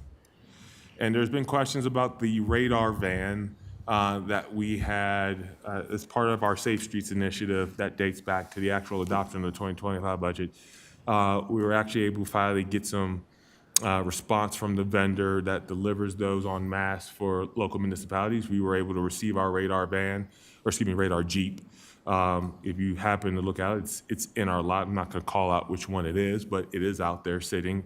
There are some updates that we have to do from a software and templating for inputs. But where we stand with its implementation is that on February 1st, we're going to start a 30-day public education campaign where the traffic unit will coordinate with our community relations team and Vera Mobility being the contractor, on messaging out to the community. And from February 1st to March 1st is when we'll have that public education campaign. In March 1st, there'll be a 30-day warning period. This is where legislation requires that time of period after the program goes active. So April 1st is when citations will start being issued. So more fun to come with that. That then ends my report for the night. Okay, thank you. Mayor Pro Tem Noble. Mr. Rogers, you mentioned that there were, the flock cameras caught a lot of shootings and fireworks on New Year's Eve. How many arrests were made? I don't have that information, ma'am. Could you get that information for us to provide when we have our next meeting? Thank you. If we have that information available, yes, ma'am. Okay, Councilmember Dukes. Thank you. City Manager Rogers, thank you for the update on the radar Jeep. This is something that we're excited about. As you know, we hear public comment around speeding, and when we talked about the Safe Streets Initiative, this is going to actualize that, so I'm excited about it. I laugh because April 1st is when citations, I don't know if everyone's going to take it serious, but I hope they do take it serious on April 1st. Fair point. So thank you for that. We're excited about it, and I think we probably know some areas to put it up first, right? And so I do have just a couple quick questions. One is, I think this dispenser was mentioned tonight as we're talking about the amendments, and as I recall, the conversation with the dispensary a year or 2 years ago now, there was a lot of concerns about a crime or challenges, and I recently visited some of the neighbors or some of the retail operators over there and talked to them about, has there been any? And they've said it actually hasn't. This has been a great experience for them. In some cases, the parking's better because they used to park on the street in front of Starbucks. But do you have any data, or do you know of any incidents that have come up about the dispensary? I do appreciate this question. I know you've shared it in passing with me, and I will say that I've had an opportunity to talk with our police chief, and we've not received any complaints with respect to crime. There's not been any concerns or issues that have been raised, to my knowledge, from Public Works with traffic or from a code enforcement on private property. And that's not to say that they exist, but they've not been raised to my attention to where that would require some form of action or guidance and direction operationally. So that's what I can share with you, sir. All right, thank you. And my other question is around encampments and solo tents, like camping against our city our regulations and ordinances. I recently had the opportunity to meet with some of the park rangers down in Eagle Point, and they explained how our shopping cart ban has actually helped provide a tool for helping provide resources, but also clean up some of the parks. And I want to confirm, is that what you're hearing as well, or any data there? We're definitely seeing less and less shopping carts as months go on. I think part of that is, yes, there's an abundance of awareness around the codification of that prohibition. The enforcement of that prohibition has been, in its early months after that, very staunch, which I think has left an indelible mark on our community, to where the behavior has changed into bringing in more compliant type of equipment, smaller buggies, the soccer, what I would call the soccer carts that you typically find at Walmart and Target, have been what's replacing the shopping carts. So while we see them, we're not seeing them as frequent. We're not seeing them in locations that were a visible problem for the broader community. Thank you for the update. And also what the park rangers expressed was that you're seeing more families start to use the park a little bit more. And it's unfortunate, it's fortunate and unfortunate it's been so hot, but it seems like it's a park that's being used again with some of the families in the neighborhood. I would say, obviously, the shopping carts is a component. I think some of our more highlighted or more of our dedicated collaboration and I call it voicing of our concerns with Adams County around its harm reduction unit and certain programs that they were operating within our parks and communicating those concerns has changed some of those operational behaviors that they are allowed under state law to do, to which now it's giving more of a community appearance and an air of confidence that that facility is open as the amenity that it was intended to be used. So I think when you start to dovetail the urban encampment tools that we have under regulation of the municipal code and how we're actually able to apply that and to think about that creatively, in addition to the shopping cart prohibition, as well as, coordinating very closely and communicating expectation of programs operating within our municipal boundaries, we're starting to see a turnover there.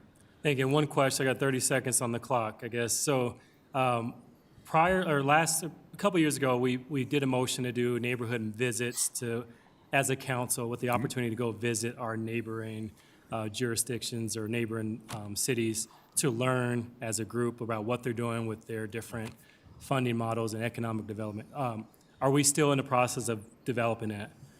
We've kind of stagnated, and the reason why we've stagnated, and I shared this a couple of months ago, is that when we presented ideas of locations and the dates of where to go venture to go tour, we received back from individual council members different ideas on to replace some of those initial locations. So we didn't have a consensus, and obviously speaking individually, we're not going to do business outside of where council can develop a consensus or take some action. So understanding that if this is still a desire by this council, by this body, then I would encourage, let's have that conversation around a study session so that we can talk about what the expectations are, what the goals that we want to have coming out of these visits, and collectively talk about what locations make the most sense.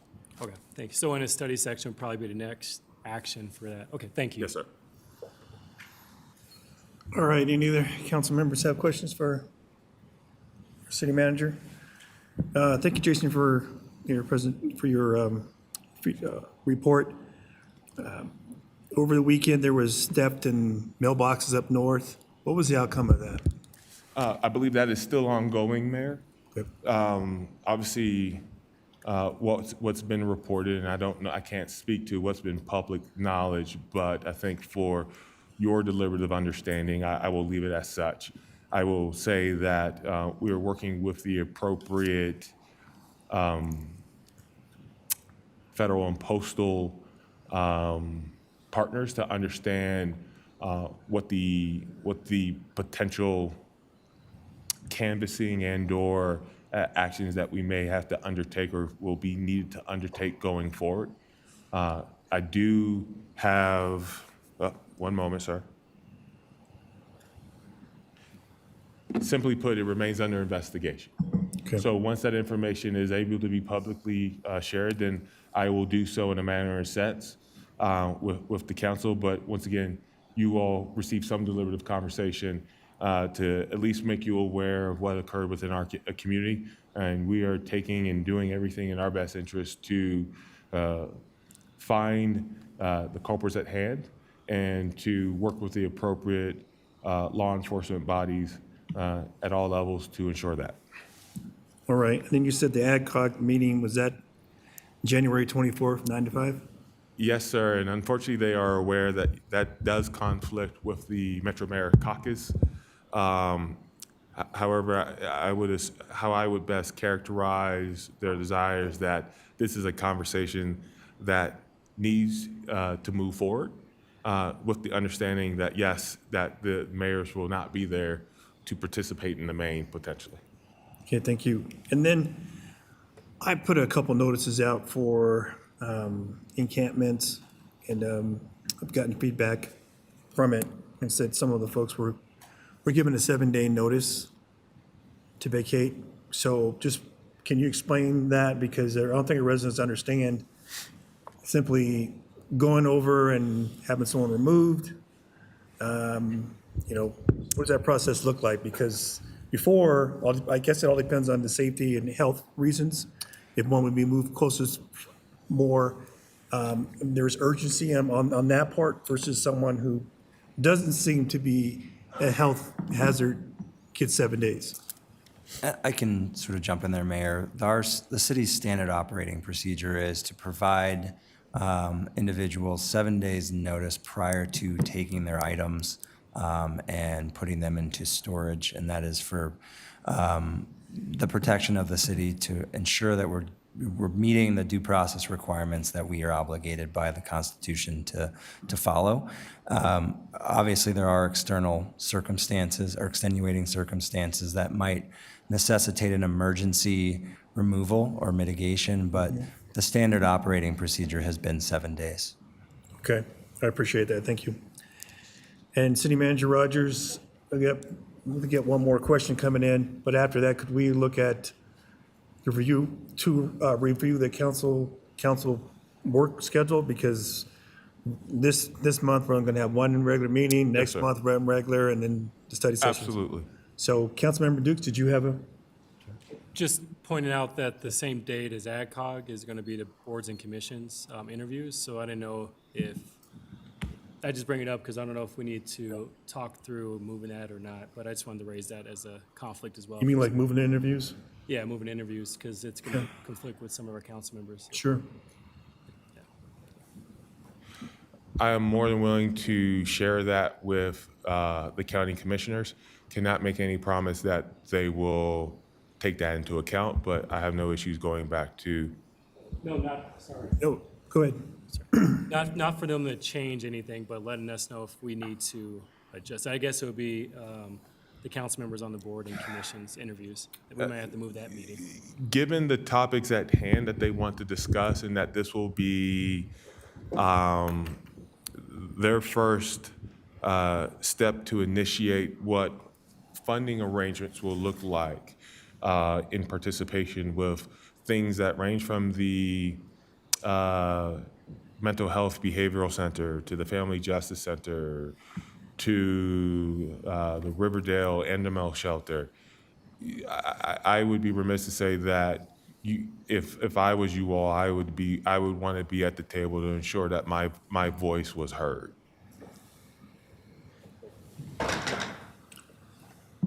Thank you. We're bringing up the work schedule, Mayor. Okay, Mayor Pro Tem Noble? Thank you.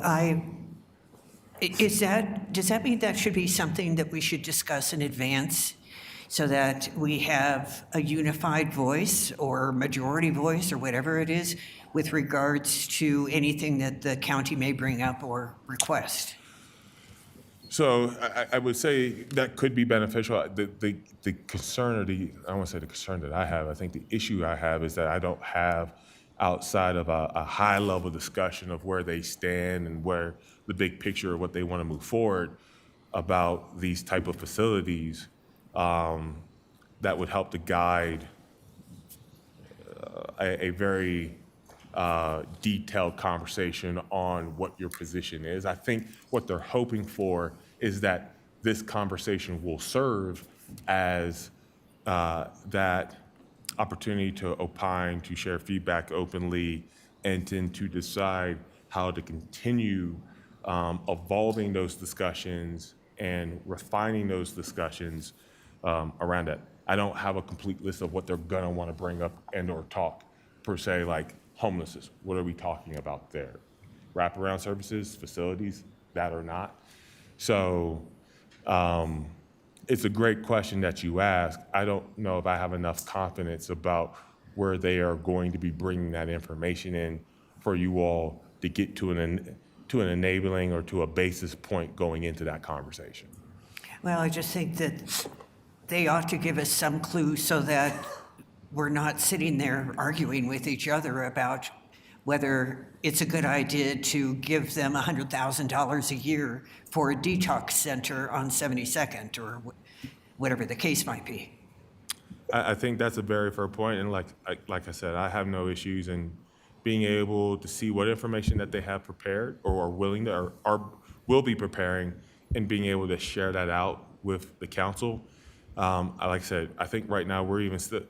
When I say we as far as the respondents of what was that initial email from that November 19th kind of 1 hour, hey, we're gonna come back and hit you with this, and this. Outside of the date, I don't know where we have that location or where that location's been identified and what they've refined down to being that project list. But I have no issues reaching out to the county manager and saying, where do you all stand with this effort? Is it still on the 24th? Or has it been shifted to a period in time? All right. Thank you. So what you have before you for the new council is something that we have done in the past, is kind of talk to Oh, what's. I'm sorry, we have one more. Jose Guarnola? Thank you, Mayor.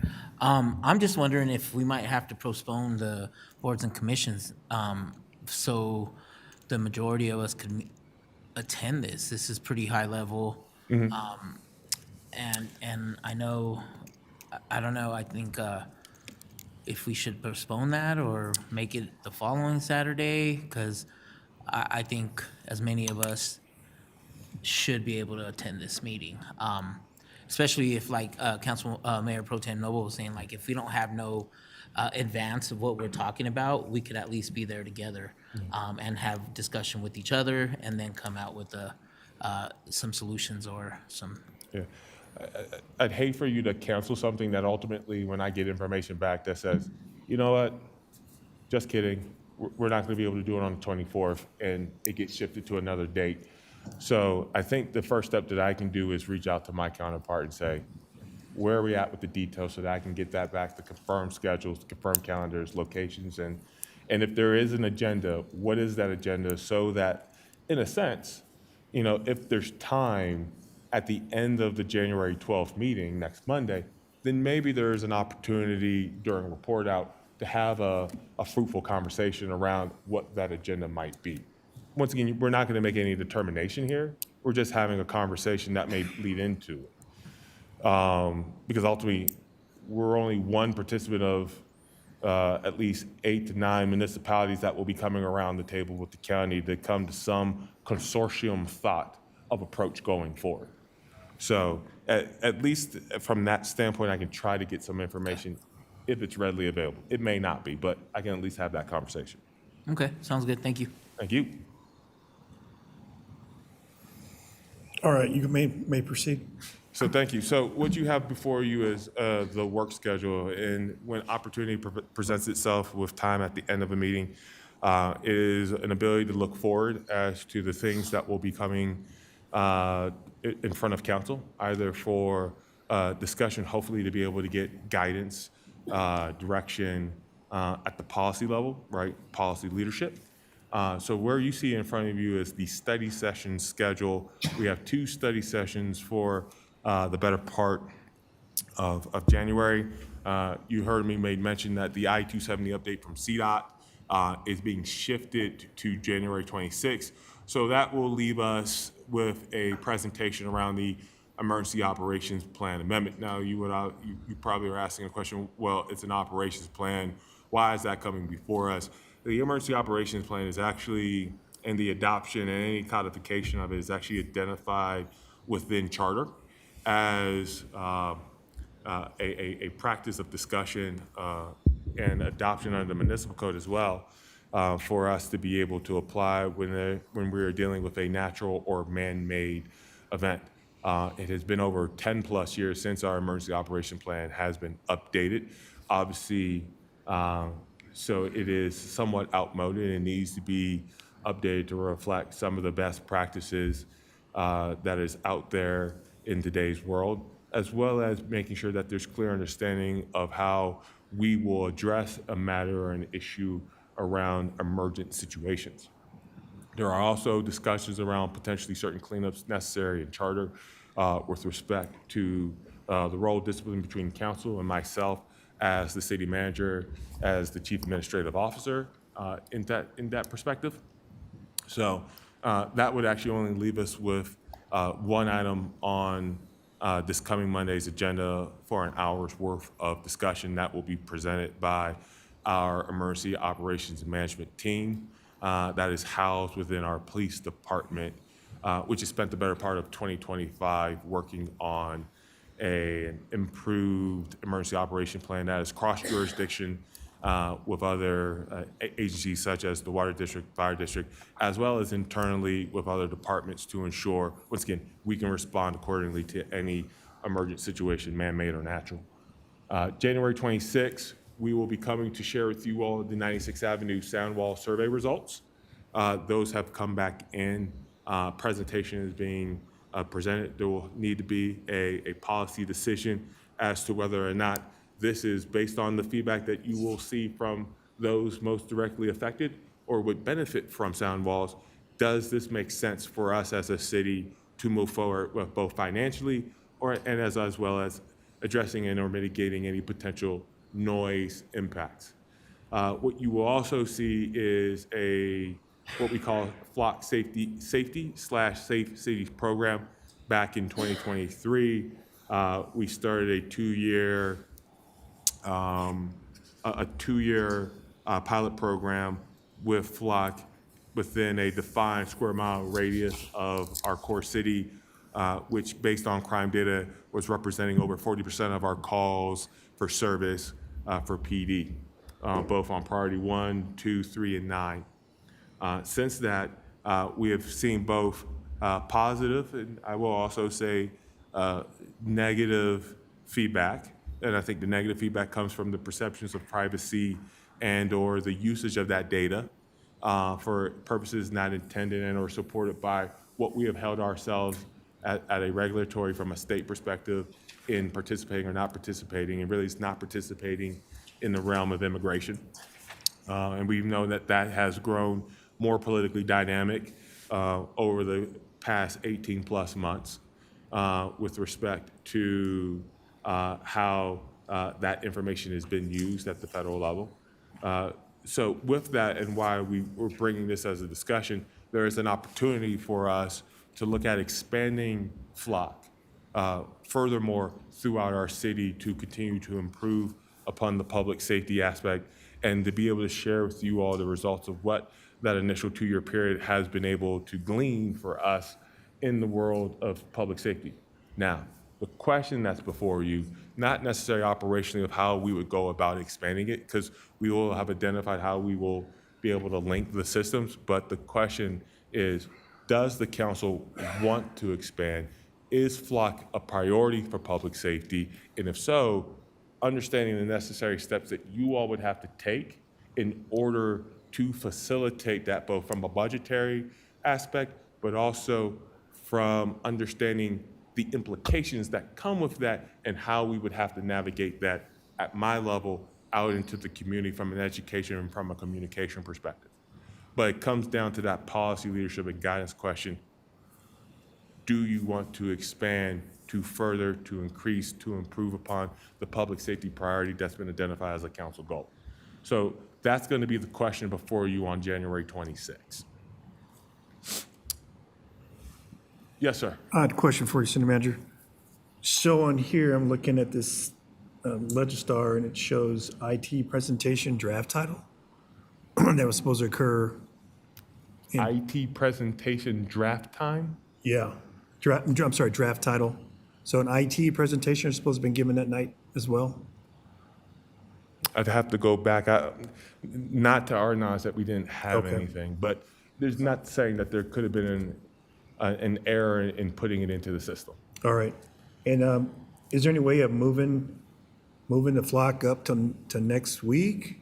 Appreciate it. We're still finalizing the presentation and the various data points. Once again, understanding the financial structure and how that appropriation works. If you all choose to give that initial yes, what does that then look like and how that would be presented to you all? Obviously, we're then finalizing the collection of data about the last 2 years and what that's represented to the community. And obviously, we want to make sure that there are certain things that are being reviewed internally, not just by my office, by the city attorney's office, by PD, finance, and IT, because we all have a stake in different aspects of this project if it was to move forward and how it would move forward, that we're presenting clear and present information to you all. So there's not an ability for us to shorten the timeframe and to bring it to next Monday, to where I think would actually cause further delay because we wouldn't be able to have all that information to you. All right, so next week, could we have on the study session for council to look at potential dates for our retreat? I think that is an absolute conversation. Now, you all do have a committee, and that committee is, as understand by policy, to kind of bring that recommendation forward to the full council. I'm looking to my left. I don't see that there's any reason why that policy has to be followed in this sense if the full council gives direction for that to occur.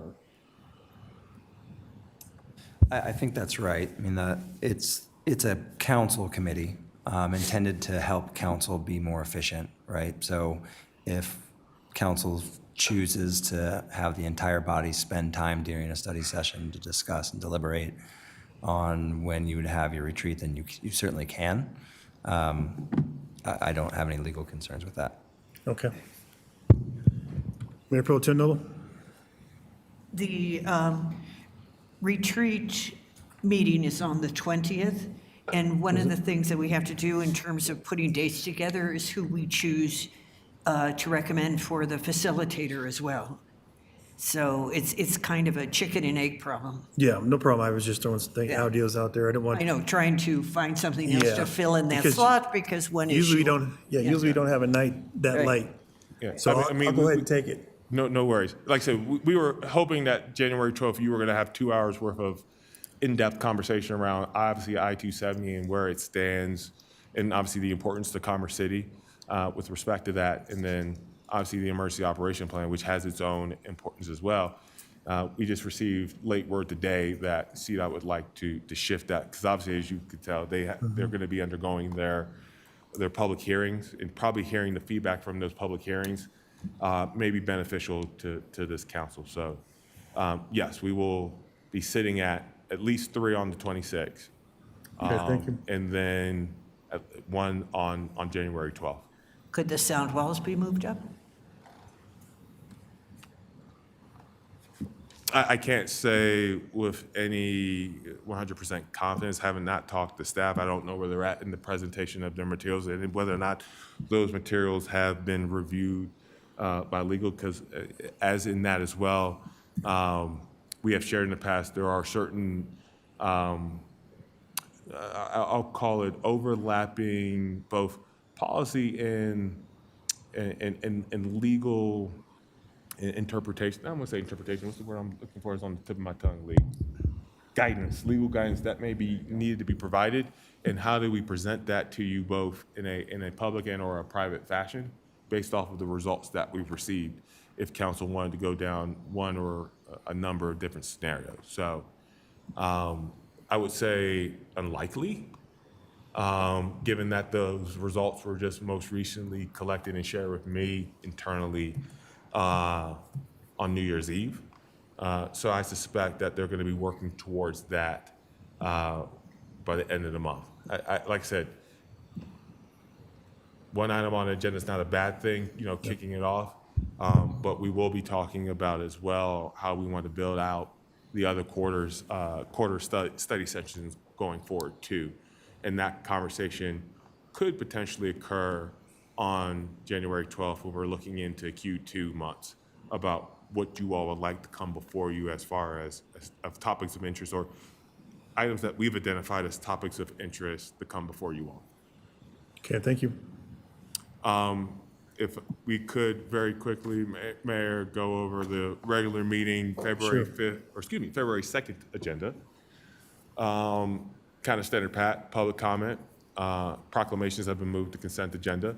As it currently stands, we do not have any notice council business items. We do have a presentation by Judge Bowen on the 2025 State of the Municipal Court.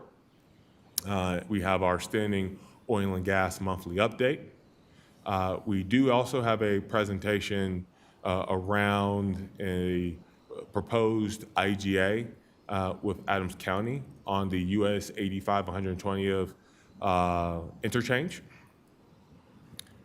We have the minutes from today's meeting, discussion around land acquisition as has been identified with the Chambers Road widening project. We have a resolution that is looking at the Greater Outdoors Colorado GOCO grant and in partnership with Sand Creek Regional Greenway for wetland destination project. We have an award of a contract to improve the Fairfax Park restrooms. Mile High Flood District Fairfax Outfall IGA amendment, more perfunctory as opposed to anything substantive necessary, but however, it is an IGA and those do require action to be taken by council. Similarly with the Third Creek tributary intergovernmental agreement when thinking about improvements. And then we have a resolution appointing a member to designate boards and commissions of Commerce City that is very dependent upon whether or not your meeting on the 24th still proceeds or not. We have then ordinance 2740, which is the recognition of $47,425 for a xeriscape demonstration garden from the Colorado water plan. And then we have $425,000 expenditure for the statewide Internet Portal Authority SIPA funds for the Gov Grant program. And then we have, once again, another $47,425. That may just be a duplication, but we will confirm that in ordinance 2746. We then have ordinance 2745, IGA interchange agreement with Brighton. As you all know, the IGA or the interchange for 120th and 85 is a joint project with the county and with Brighton, and we have entered into IGAs. The IGA is coming up with expiration, so this is to renew, to continue along those efforts. We then have, depending upon, once again, your guidance and direction coming out of the January 26th meeting, there may be a draft ordinance for budget appropriation for FLOC. And then we have the land use plan amendment that you heard today. And then the proclamation for Women's History Month. And then under resolutions, there'll be the discussion around the Transportation Master Plan in its entirety that is looking at the infrastructure that is looked at over the course of 0 to 5, 5 to 10, 10 plus years, as is based on the assessment of what is been the work conducted by our consultants for our regional network.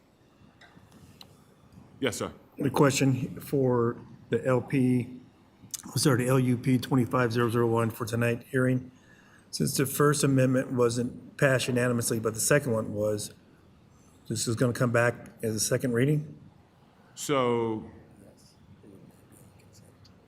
it would not be on consent, but the northwest corner, if we could pull that down to show the full description. Oh, I'm sorry, northwest corner pass, but. Yeah, that It's the would other be one. Adams Crossing. Yeah, it's the other one, I'm sorry. Yes. So Adams Crossing, well, actually, Yeah, that was unanimous. I'm sorry about that. It's the other one. yes. I don't see that up there, but No worries, Mayor. sorry about that. That would bring us in, we'll have to correct 102nd Avenue as it pertains to the address. Yep. I believe it's 120th. But we will confirm that, huh? We'll confirm that offline, Mayor, and we'll make sure that in the next updated agenda that goes out Monday that we have, if it needs to be corrected, it will be so, but. All right, thank you.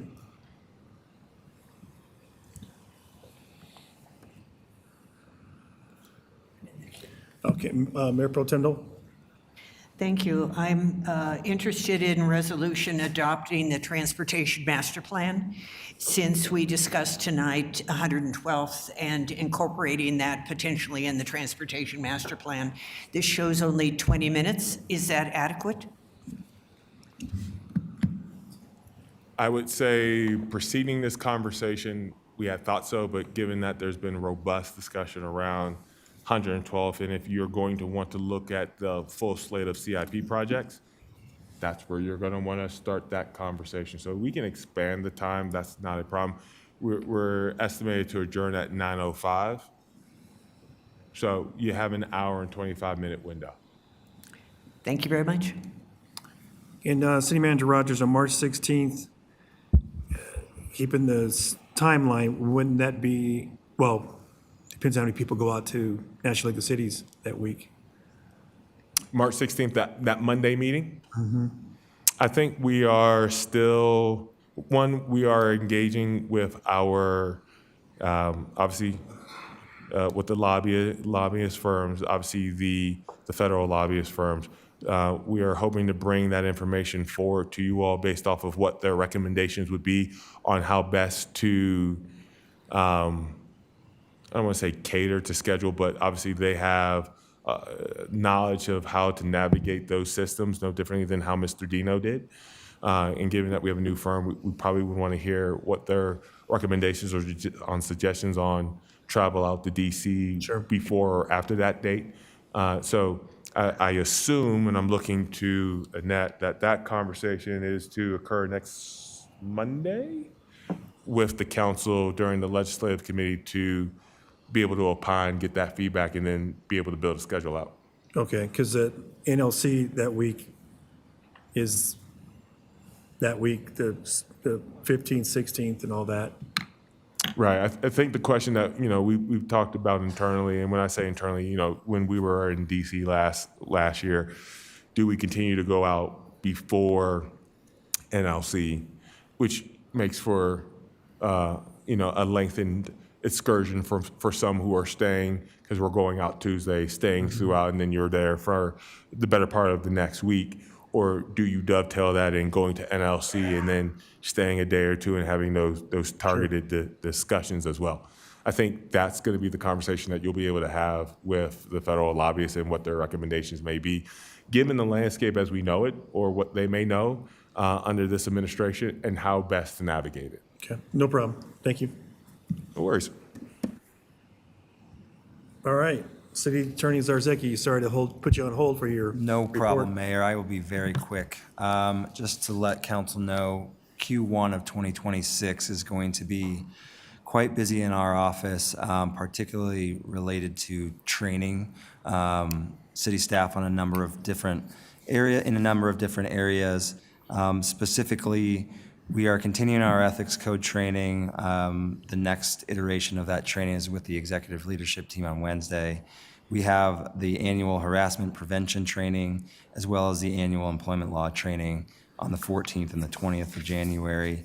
I just really want to quickly highlight an endeavor that I have tasked our deputy city attorney with since basically day 2 of her starting with this position in 2024, which is creating the city's first contract management system. I know many of you have heard me say this a number of times. The prior council approved our contract with Jagger, and we have been working behind the scenes. I should say she and a number of folks within IT and the city attorney's office have been working behind the scenes to create the city's first, I believe, contract management system. That will help in a number of ways. It will help us track numbers on how long contract drafting is taking. It will provide early notification prior to contracts terminating so that we have ample time to extend contracts or to go out to RFP for new contracts. So I just really want to take the opportunity to say thank you to Deanne, as well as a number of other folks within IT and CAO that have been working on this for the last 18 months. So that is it. Thank you. Thank you. All right, Mayor Pro Tem Noble. Thank you very much. I have a question for you, Mr. Zarzeki. The report that came from the investigator included a 14-page confidential report. As you know, I wanted to make that public as well. Can you explain, however, why it can't be? Yes, my position in reading CP 25 is that council previously approved by resolution, Council Policy 25, that establishes that there are 2 reports that are supposed to be made. One is defined as, or designated as a confidential report, and the other is the public summary. By definition, it's intended to be confidential, and my belief is that it should remain confidential. The privilege is to city council. Ultimately, if there was a decision by city council to waive that privilege, you could by way of a formal motion. My legal recommendation is not to do so, primarily because the investigator created that with the understanding that it would remain confidential to the greatest degree possible. And who is it confidential to? It is confidential to the city council. So no one in the city other than city council has received it, other than myself. Okay. Thank you very much. Councilmember Dukes? Thank you, Mayor. I have a quick question for our city attorney, but also a quick question for City Manager Rogers first about our study sessions. We mentioned the visitations to neighboring cities, and looking at the study session calendar, there's space on that, the January. Is it possible to add that? I guess that would be with council approval if we add the discussion about neighboring visitations, the neighboring cities, to really narrow down which 2 or 3 we want to go to. So just thinking about this procedurally, items for January 12th would have been in our system for review and approval 2 weeks ago. So if we're looking for substantive materials to be developed between now and Wednesday for that agenda to go live, I would say that's just not realistic. But if you just want to have a conversation with staff around the matter and it be a whiteboarding kind of opportunity, then I think we could do that. At the study session? At the study session. I would like that, if that's okay with the council, to bring back because we already have the original motion. It was approved from a prior council, a first and second reading, so the outline's still there. We'll just be talking through the next steps on where do we go, whiteboarding it. And I believe we can bring back what were, at the time, an email that was sent by my staff on the recommended locations and talk through those recommended locations. If there are any updates, we can then go from there. With that? Fine. Yeah. Sounds like. You don't need a motion for that, do you? No, we'll just take I'm getting head nods from the majority, so I will take that and work with the team on getting that agendized for this coming Monday, knowing that once again, it's going to be more of a discussion topic as opposed to curation of materials. My question thank you, City Manager Rogers. My question for our city attorney around ATVs, off-road vehicles, and the email you sent, is kind of clarifying the different levels of terminology from the state, from the local, and from different jurisdictions. Is there a direction you need from us to move forward with ultimately an ordinance for first and second reading? I appreciate that, Councilmember Dukes. My understanding is that the original motion in part, the intent of the original motion was in large part to follow what was passed recently in 2025 from Aurora. And that is very specific to off-road vehicles, which is otherwise known as dirt bikes. So vehicles that are manufactured with the intent to be operating off-road. It's very distinguishable from e-bikes. I think there was some press on Aurora's regulation of e-bikes and how that applies to minors' parents and guardians. We did do our outreach to our counterparts in Aurora, and we did get clarification that, and after reading the ordinance, I think it's very clear that the ordinance change is very specific to dirt bikes and off-road vehicles, and I do not think that electric bikes falls within the scope of that definition under the Aurora ordinance. Of course, I'm not the Aurora city attorney. So that said, I think what we would be bringing back to you all is an ordinance that clarifies that parents and guardians could be responsible for minors' illegal use of off-road vehicles, but that would not be applicable to e-bikes. If there was further discussion or interest in expanding regulations on e-bikes or e-motorcycles, I believe the motion said, then I think there would need to be additional conversations to be had. Thank you. Thanks for the clarification. And as the motion maker, that was my intent to address the off-road vehicles, the motorcycles, and the dirt bikes. I think there's additional conversation happening at the state around e-bikes, and I would welcome us to continue to have awareness of what they're going to say about e-bikes. I would love to get and this again, just my opinion, I'd love to get the ordinance moving and have the conversation so we can approve it and make amendments as needed as we move forward, if that's okay. Mayor Pro Tem Noel. I wanted to follow up on Councilmember Duke's comment because the describing what the bikes are that these children are riding on is probably what our hangup is at the moment. So in theory, they're not supposed to be in the street, but they may be motorized or they may be electric. They're really smallish. They have kind of big round tires on them, but they drive them in the street and put any driver at risk of hitting one of them. So the language and what you are defining as off-road or what Aurora defines as off-road is technically what we need to understand, because an off-road vehicle might be electric as well. I would agree with that entirely. I did provide an email to all of council kind of clarifying, here's what our current code says, here are the terms that we use, here is what Aurora's ordinance uses, and they're not the same. And then there's also state legislation that specifically regulates electric bikes, and it further clarifies that those are categorized into 3 different types of classes.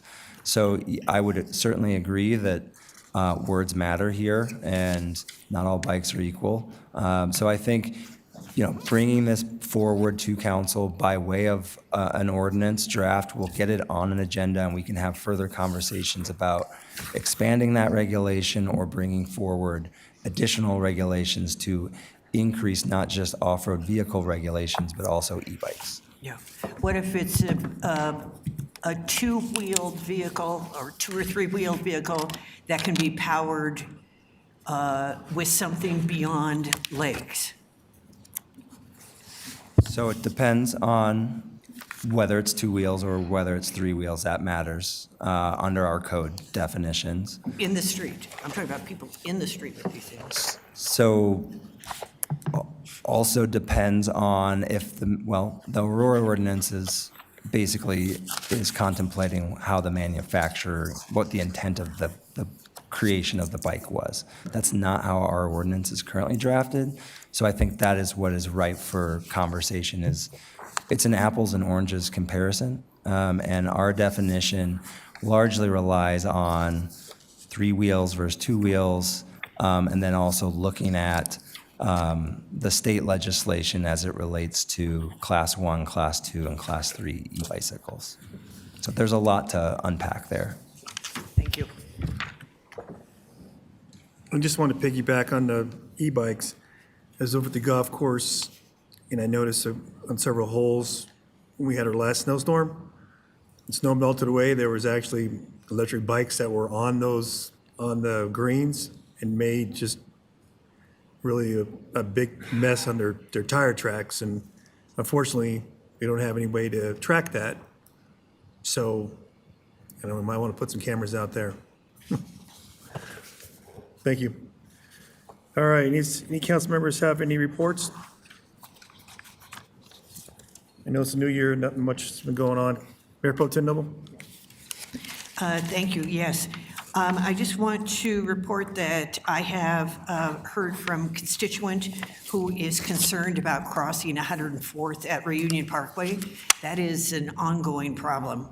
I get scared for moms and strollers and going from South Lawn or any of the other subdivisions to the south and going across to the north. So I will be putting that in as a request to look at that, how we could handle it. I was contacted by a constituent about gunshots from a field at the end of Landmark Drive, and the shots penetrated a home in that area. So people were out in the field shooting. was basically what was happening. And they're worried about this dead-end street being a place for congregation, for people doing bad activities. There are no homes that face the street at that point. Let's see, that's all I have at this moment. Happy 2026, though. Councilmember Dukes. Thank you. Just echo happy New Year to everyone.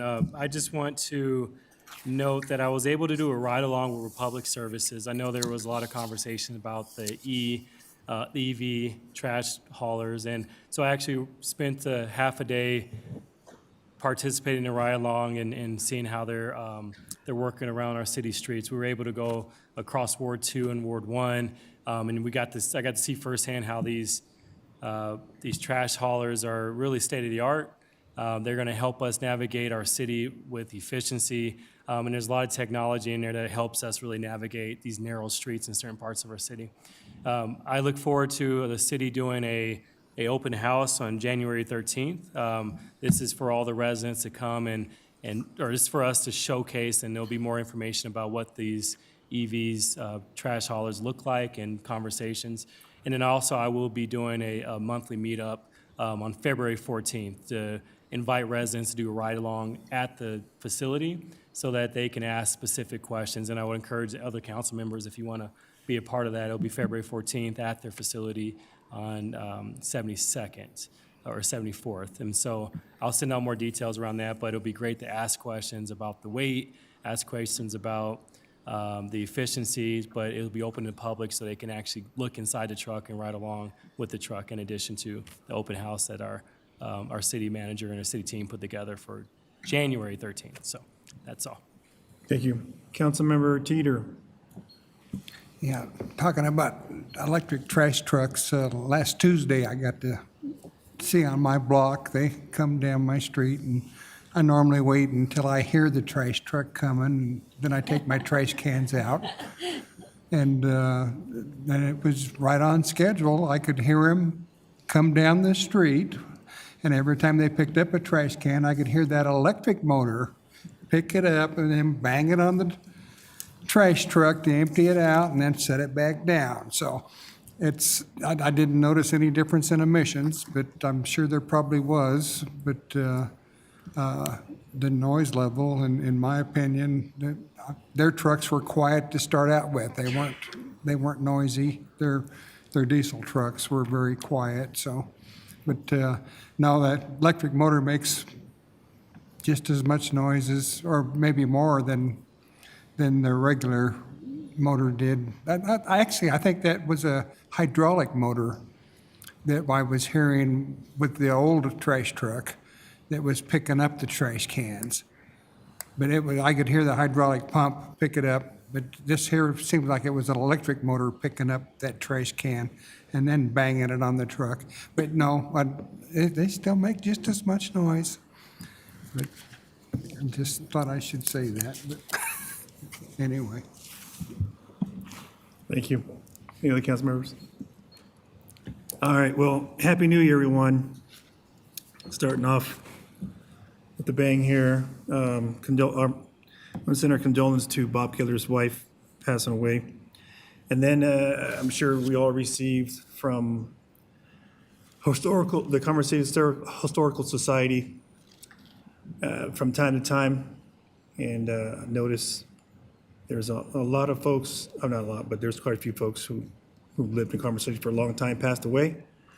And one gentleman that, I had constant communications for certain things that were happening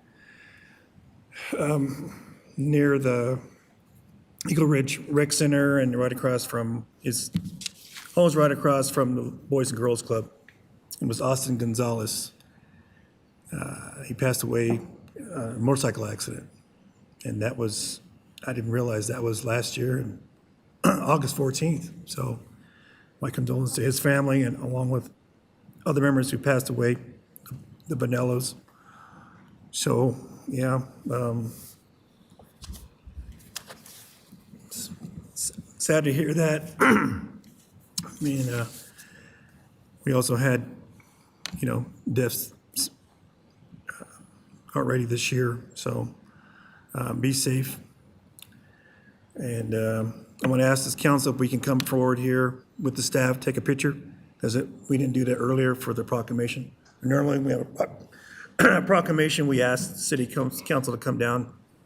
We didn't have a presenter tonight, but this would be great if the council could come forward and take a picture, and all the staff members come up. Good, please. Yeah. Oh, sorry, Councilmember Trujillo. Thank you, Mayor. I just want to add that the DEI Commission is hosting a free movie night on February 6th at Eagle Point. They will be showing the movie Soul at 6 p.m. Thank you. Sorry, I didn't mention that earlier. Thank you for saying that. Thank you, Councilmember Kim, for letting me know about the DEI as well.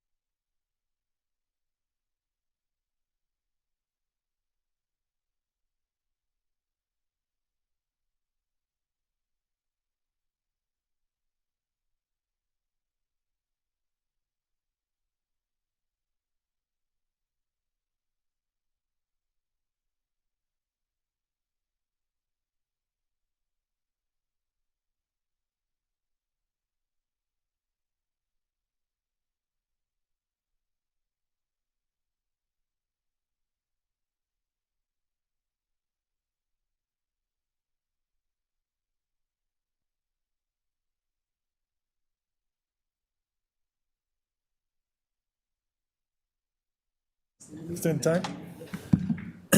Thank you, council, for taking the time to take a picture. Means a lot.